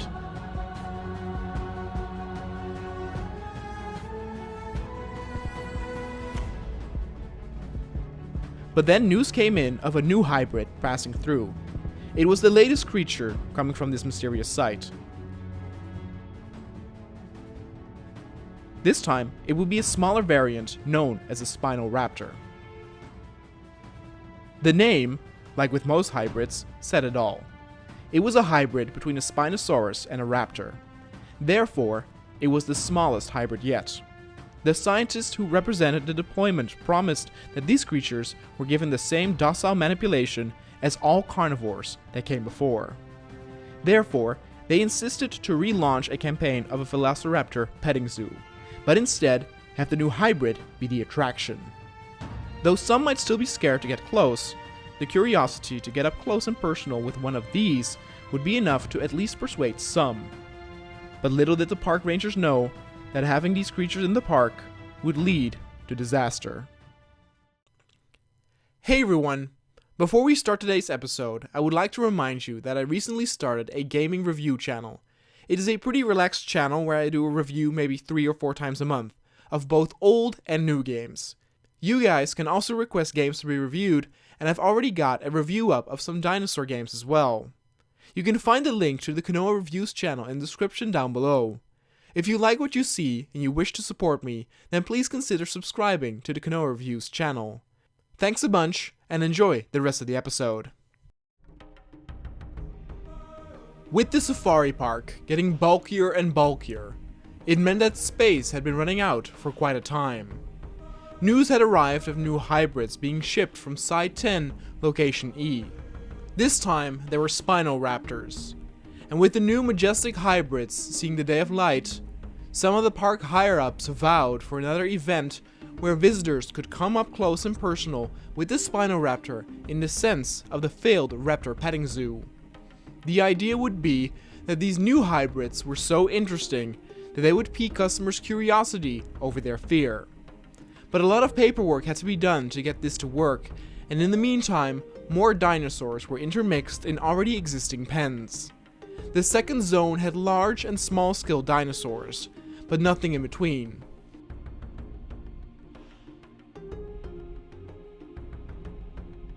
The amount of space that was available was enormous, and thus, more creatures would be added that would not be attacked by the Dilophosaurus, which were still the old untainted breed. Firstly, a Podocanthus was added. This brethren of the Ankylosaurus was a lot less feisty, and its armor would protect it from any of the small carnivores in the zone.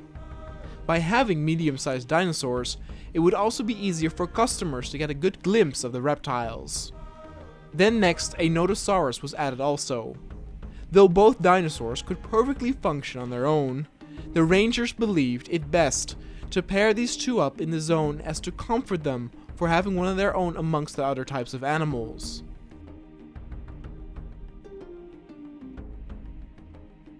They both lacked any defensive mechanisms alongside their tail, though their bulking spikes kept them relatively safe, with the Podocanthus being more capable.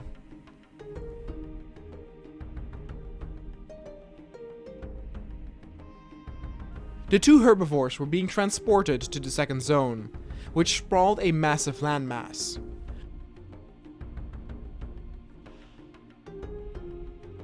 From the sky, one could clearly see how populated the entire safari route had become with dinosaurs everywhere.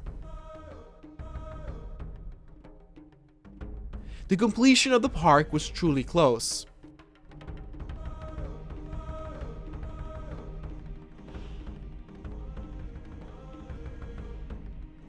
Initially, the newcomers were quite disturbed by them moving to their new home.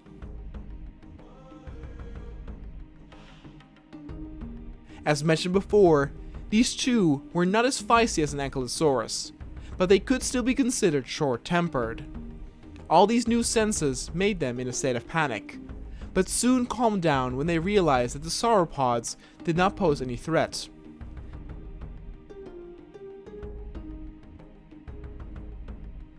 They usually stuck close to the drinking spot. The grass and openness made them feel safe as they feared what was looming in the forests.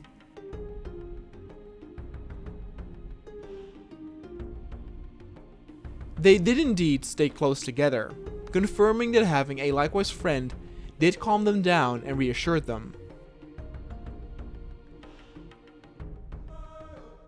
By then, the paperwork and preparations to start up another petting raptor zoo attempt was greenlit.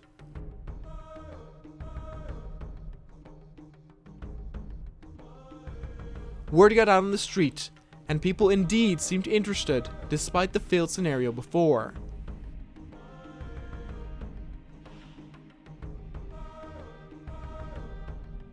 Two Spinal Raptors at the nearby drop-off point will be sedated and brought over to the main boulevard where the people could have their pictures taken. The people were assured that, like all carnivores from then onward, they were artificially designed to be docile.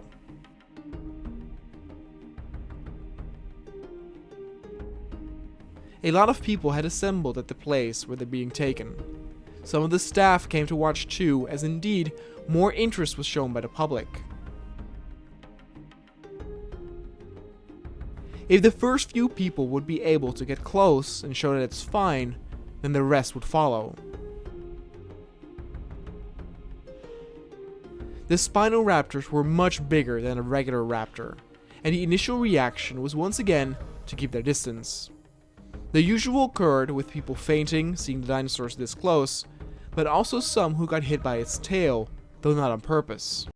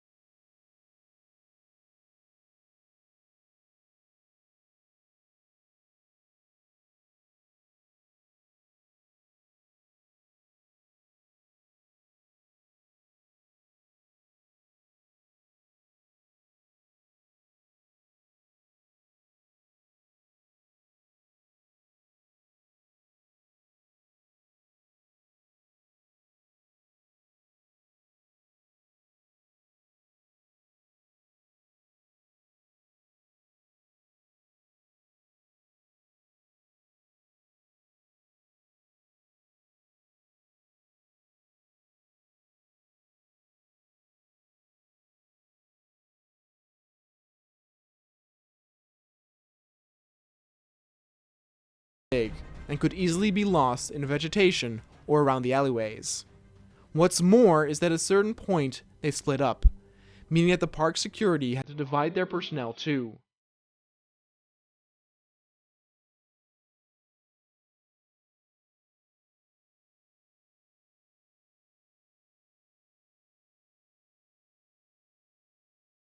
One of the Spinal Raptors headed into the open field, where many of the customers had run in desperation.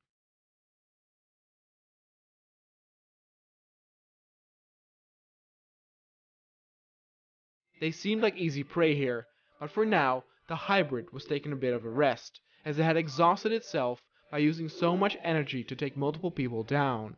This proved that this behavior was odd, as none of the victims was eaten and thus killed entirely for sport despite exhausting itself. The fact that the Spinal Raptor was resting gave the security in the chopper the opportunity to get up close and kill it with poison.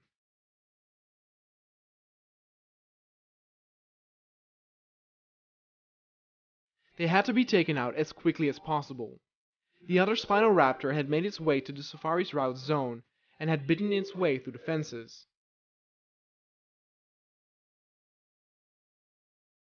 It headed into the Torosaurus zone, which was closest, and took a quick look at its next potential prey.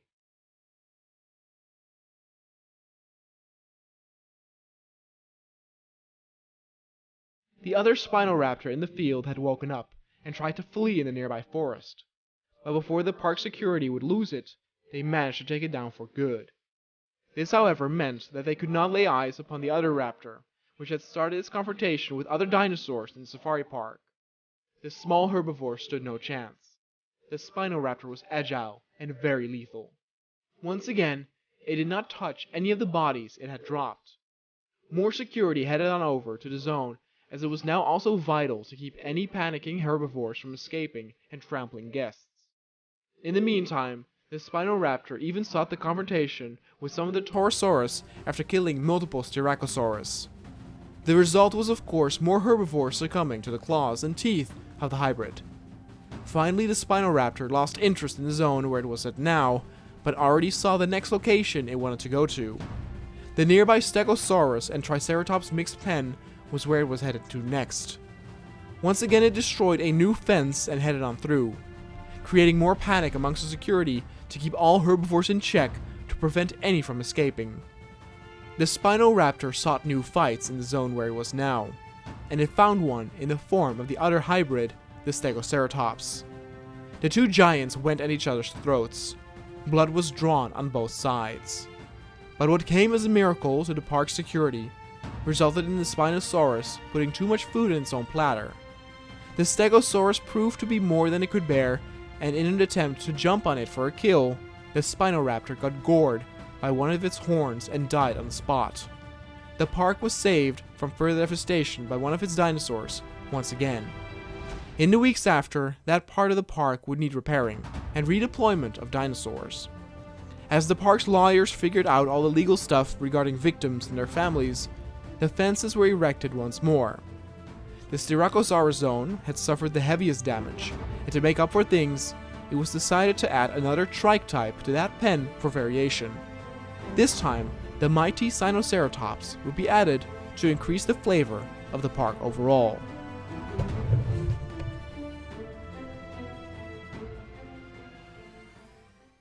Hey everybody! Before we start today's episode, I would like to remind you that I recently started a gaming review channel. You can find the link to that channel in the description down below. It is labeled Konoa Reviews. On that channel, I review games, both old and new, and you can even request certain reviews by commenting on the videos on there.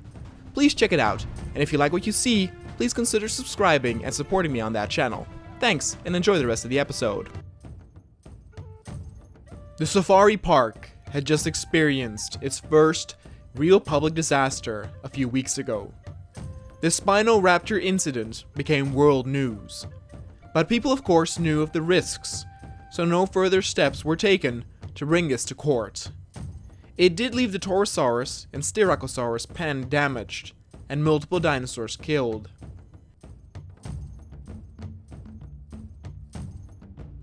The fencing was repaired, and new dinosaurs were added to replenish the herd. This logistical operation was also the perfect time to add another species to the zone. The Sinoceratops would be a perfect addition.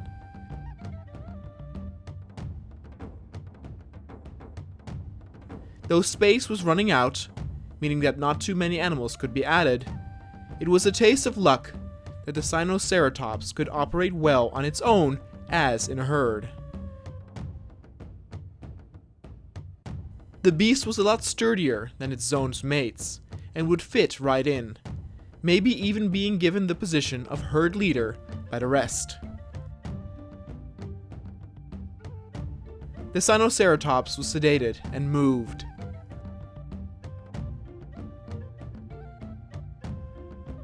All while this was in process, plans were made for the last two zones to complete the route.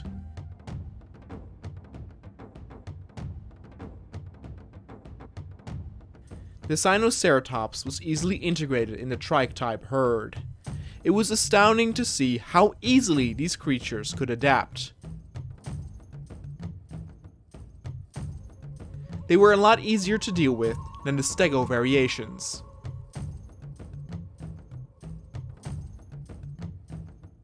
The layout for the final zones had been finished, but it was now a question of what types of dinosaurs to add here. Something big or impressive looking would be a nice final farewell to the route, but the first zone of the two was a bit smaller, catering to smaller dinosaurs. But what small to medium type dinosaur could be impressive enough to make the visitors seem in awe? The Indoraptor. The Indoraptor had made quite the name for itself during its preposition when being groomed to fight the Indominus Rex that killed uncontrollably on the island back in the day. Unfortunately, the Indoraptor lost that fight in the end, but nevertheless, it would still be considered a highly popular attraction. What was more is that this time, an Indoraptor pack would be added. During the fight with the Indominus, there was only one single Indoraptor, but now there would be three. They mostly varied in color pattern regarding its stripes, but it was nice to see them eat, sleep, and drink together. 3 would be perfect for the tinier size of the zone and both drinking and eating spots were close to the road, giving visitors a great opportunity to get a glimpse up close.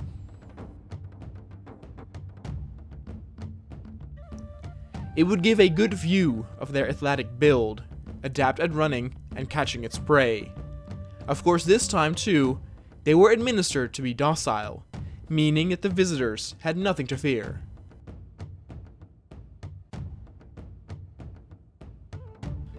When the rangers went inside for their usual test run to see if it would be a good attraction for visitors, they witnessed the Indoraptors following and observing the car closely. They prowled, almost seeming into an attack position, but never once did they threaten the rangers. They wondered if it was a hunting instinct that, though repressed, wasn't completely eradicated. This might have some guests worry, making it all the more important to emphasize that their aggressive nature was repressed and that they had nothing to fear. Then it was time to look towards the final zone, where a small adjustment to the route had been made due to a cumbersome hill. A carnivorous feeding zone had already been built, giving away what type of dinosaur would be added. The final showcase of the Jurassic World Safari Park would need to be one that lasted, and what better way than to achieve this by showcasing the park's biggest carnivore.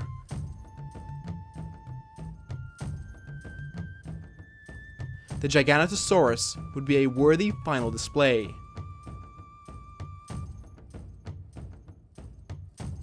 Some argued to move the particular Giganotosaurus over that killed the Indominus Rex after the Indoraptor initially failed. But though a few were sure that some of the crowd would love that, the truth in the matter was that that specific Giganotosaurus was still in its natural state, meaning it would be prompt to attack visitors. These two newly manufactured Giganotosaurus had the same administered repressive genes, meaning they were as harmless as the others. They were sedated and moved to the final pen. This final zone was bigger than the Indoraptor zone, meaning it would be perfect for the Giganotosaurus. From this spot, visitors who arrived at the main gate by train could already catch a glimpse of these giants if they were lucky. One of the two had also a different color, but they were rather similar if one were to look from afar. Their large physique made them tower above the trees, and altogether made the pen look smaller than initially thought. But they rather seemed it to their liking, and what became very apparent is that both had an incredible appetite. Much more meat would need to be imported to satisfy these beasts.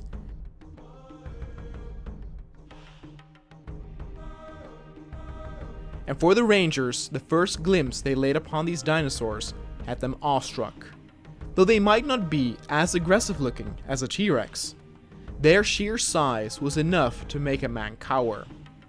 Unfortunately, this first test run did end in an internal disaster, as the giant dinosaurs stomped a car as they were running through the zone. Scientists were not sure if they were playing or if they felt threatened, but they did not continue to eat any of the bodies. They were currently too late and too far into the operation to alter things, so the incident was swept under the rugs to avoid panic. But others had a better idea. If another smaller dinosaur would be added, the Giganotosaurus would need to treat more carefully, as it is already to consider with a smaller species. More people agreed, and now the question was, what smaller dinosaur would be added? Though there were still herbivores to choose from, most agreed that another carnivore should be added to showcase the size difference with the Giganotosaurus. Thus, the Metriacanthosaurus was chosen to be added. Its bright green color pattern and orange and yellow stripes made it somewhat reminiscent of a poison tree frog in a sense. It was a rather small carnivore, being smaller than, for example, an Allosaurus. But it did have the desired effect. When the Metriacanthosaurus was added, it did change the pacing and behavior of her bigger counterparts quite a bit.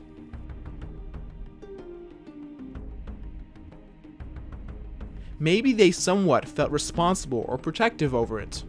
In any case, test runs after this did not run in the same issue of the Giganotosaurus stomping all over the place.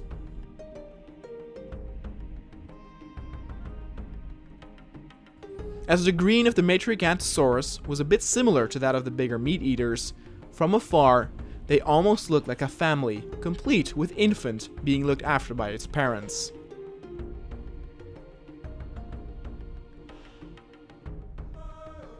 And thus the final zone was finished, meaning that now the route was complete.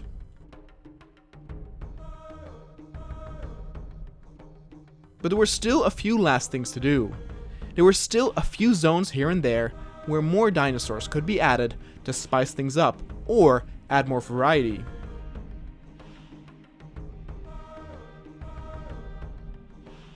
Nothing too fancy, but just to fill up some space.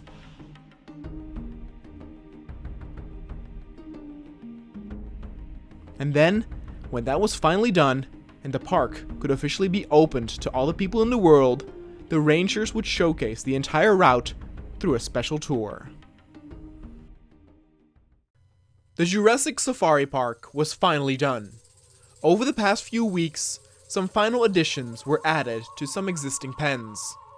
The route itself was done, but additions would be made at the T-Rex zone, Diplodocus Lane, and the pen of the Baryonyx couple. A Suchomimus was added in the last mentioned location, and 3 young Ceratosaurus were added with the T-Rex to give some variety, but keep the shine on the T-Rexes themselves. As the route was now complete and housed many different types of dinosaurs, it was time for the park to release an initial tour video to the audience. This tour would be given by one of the ranger teams who were very eager to showcase the park in its fullest. At the beginning of the tour, there's quite a bit of build-up. For the first moments, no dinosaurs will be visible as one gets used to the route and the terrain and the road itself.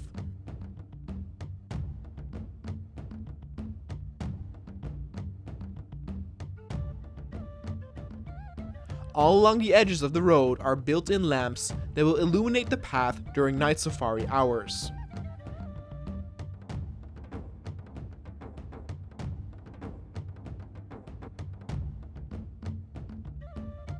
Then, once the visitors will pass the first curve, they will end in the mixed herbivore zone, giving a good view of the Edmontosaurus, Parasaurs, and more.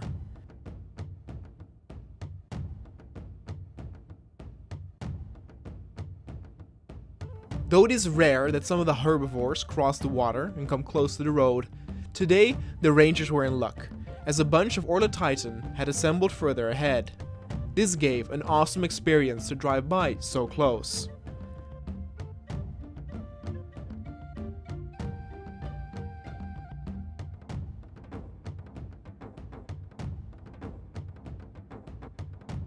The next zone introduces the first of the sauropods that mostly stick to the watering and feeding spot that are away from the road.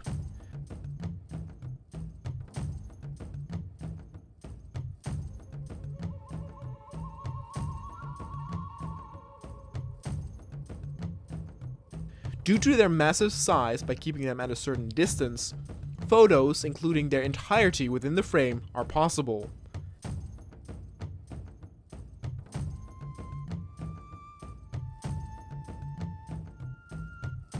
The recent addition keep mostly to themselves and also near the watering spot, so it's rare to see them close as well, but the rangers were once again in luck.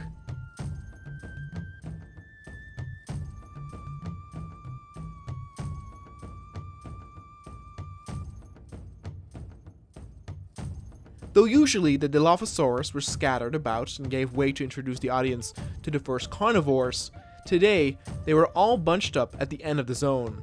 Quite peculiar.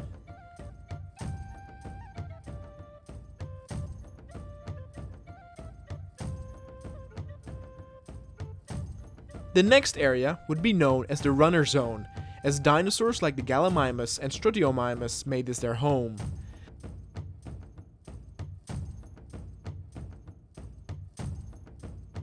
The zigzagging nature of the road itself complemented the playful nature of the runners that used the open terrain to their full use.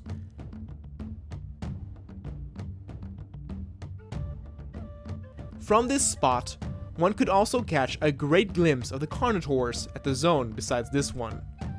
These were still the old breed, meaning they were not artificially manipulated to be docile. This meant that they were dangerous to customers and had to be kept at a safe distance.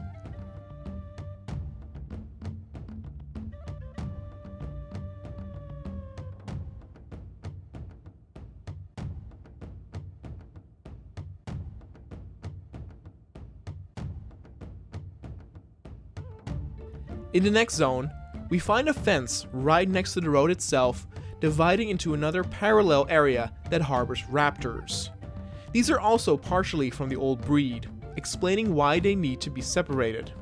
Because they are not artificially manipulated, many stay in the shade that the thick forest in their zone offers, so it's rare for visitors to see them up close, but if they are hungry, they will venture near the fence line.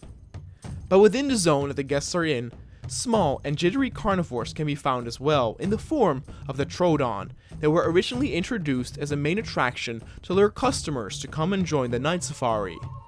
Besides that, one can awe at some of the biggest dinosaurs the park has to offer in the form of the Brachiosaurus and the Dreadnoughtus.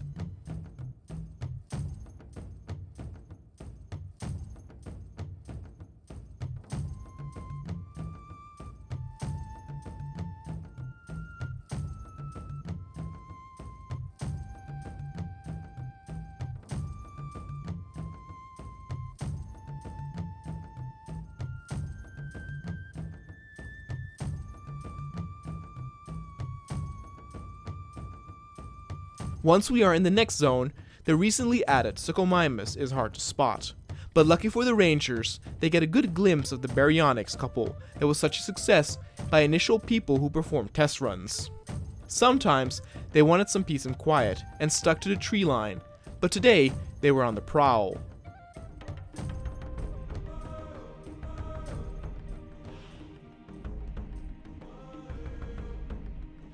The Suchomimus in all its enthusiasm followed the car playfully, as it was not used to it yet, but that did bring up some safety hazards.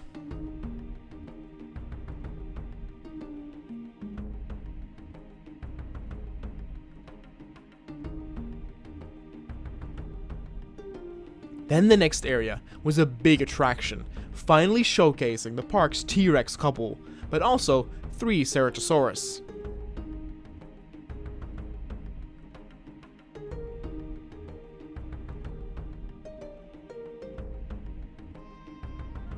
But adding the latter might have been a mistake, as the crowdedness might have stressed the T-Rex, as in a panicked frail it jammed right into the car. Thus, a second team had to continue the tour. Through editing, those viewing the tour online would be notified that the first team was simply replaced due to the staff's time schedules, never knowing what actually happened. This second team, though, almost had another disaster upon them, as both T-Rexes came in pursuit down upon them. They filed urgently for the board to maybe rethink keeping the Ceratosaurus here.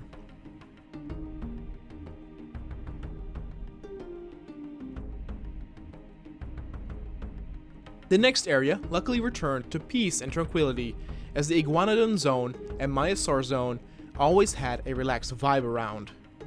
The herds were pretty large, always giving the customer a view of the dinosaurs somewhere in the vicinity.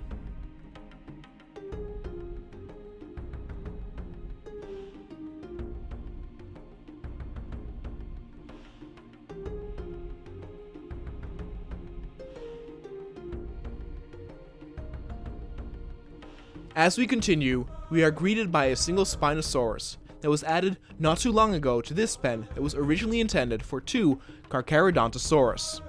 Usually they were very playful, but today only one of them was and would not follow the car as they usually did. Maybe they had just eaten or felt sleepy.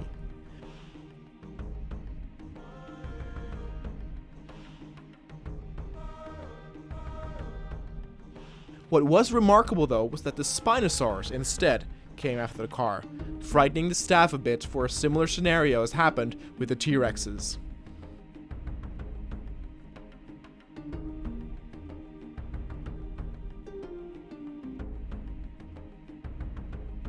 The next zone was probably one of the best balanced and varied zones out there. It had great variety and was very safe to the visitors. As one would drive past the straight part in the beginning, one could get a good glimpses of the Ankylosaurus, Dinonychus, and Diplodocus in the distance.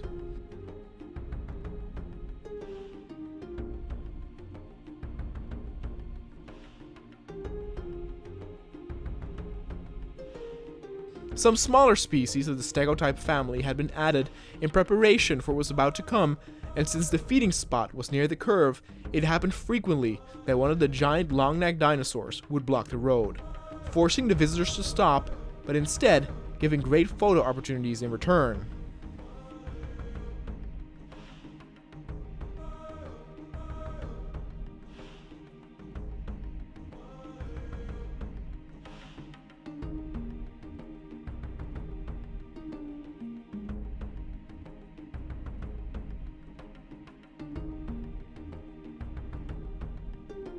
The next short area would introduce the visitors to the park's hybrids, but unfortunately the ranger team could not get good shots of the Ankyloticus, as they kept very close to the ridge in the shade, and the Allosaurus, which was still the old breed, expressed some interest in the car, which set off its drivers again.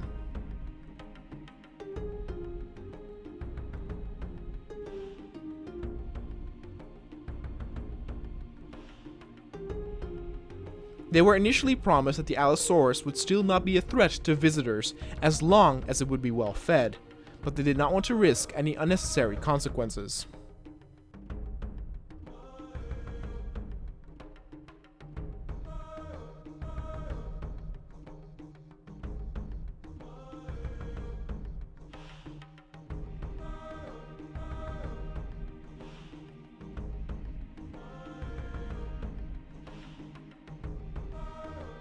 The area that was next was considered one of the bigger pens and housed different types, but as a theme, it was dubbed the Triceratops and Stegosaurus zone, as both were represented including their hybrid form.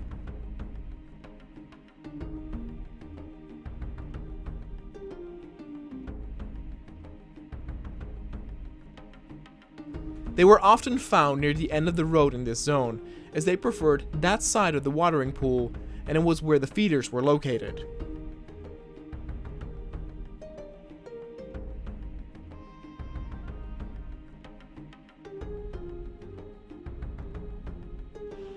They often grazed near each other, giving beautiful opportunities of photographing multiple dinosaurs in one shot.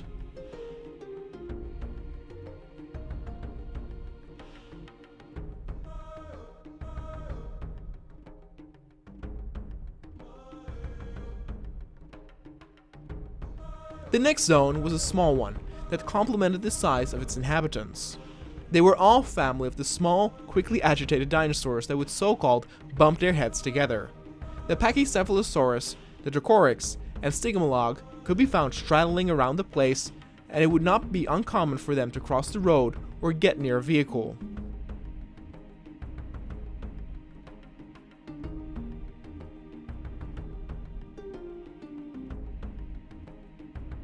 Visitors were urged not to honk their horn in this area, as ticking off these creatures could result in them trying to headbutt your vehicle.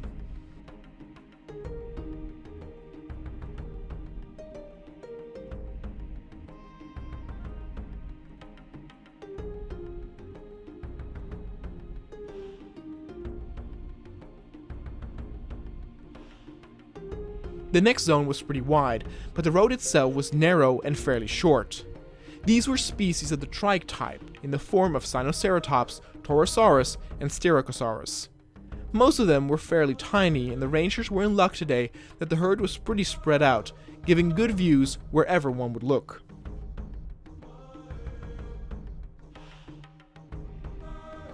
Then the next zone was almost at the end, and gave the visitors something really cool to look at.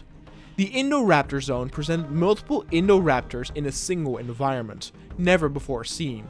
Since the zone itself was quite small, chances were always high that one would see it near the road or a vehicle.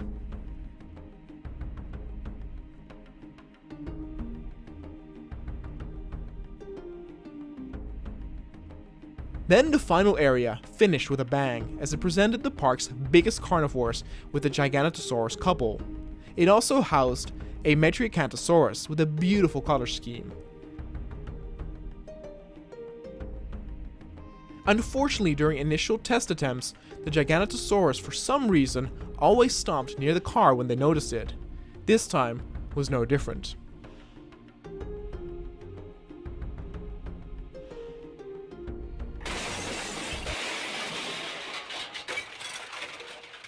Through editing again, a third team had to finish the tour as one would head through the final gate and the end of the route.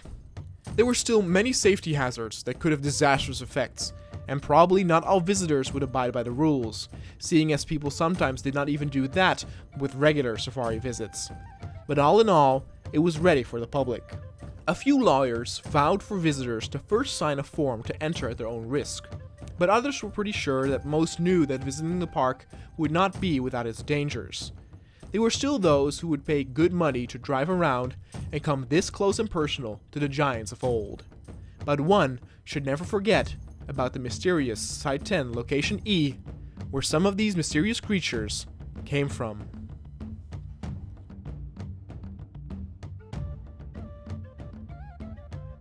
Hey everyone, and thank you guys all so much for watching another season in the popular Jurassic World cinematic series.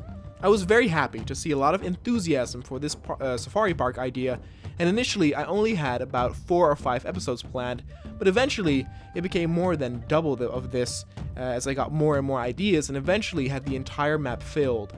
Originally I had 2 introductionary episodes planned, and then a night safari one, and then would head towards an end soon after. But the ability to have pacified predators with an update that was released during this season made this possible, as now I did not have to worry about predators fighting others the whole time. Originally, I also did not want to have any conflict in this in this season, but in the end went with a small conflict with the Spinal Raptor incident. I don't want every season to end with a giant bloodfest, and because that will be repetitive, and so I thought it was a nice change of pace to have a more peaceful nature-style documentary about the progression of the safari park. For the next season 4, we're going to do something different though. The mysterious Site 10 Location E will get the main focus, and we will delve deeper into some cool experiments with the dinosaurs and their behavior. As always though, I will take a small break from the game to just fresh up my creativity, and so I would say that you can expect the first episode of season 4 somewhere in maybe the first week of May. What I will also probably do different this time is film multiple episodes ahead of time in order to avoid such big pauses between episodes themselves. I think that would make everyone a lot happier. All in all, thanks again so much for the support, and I will see you all next month when the new season hits off.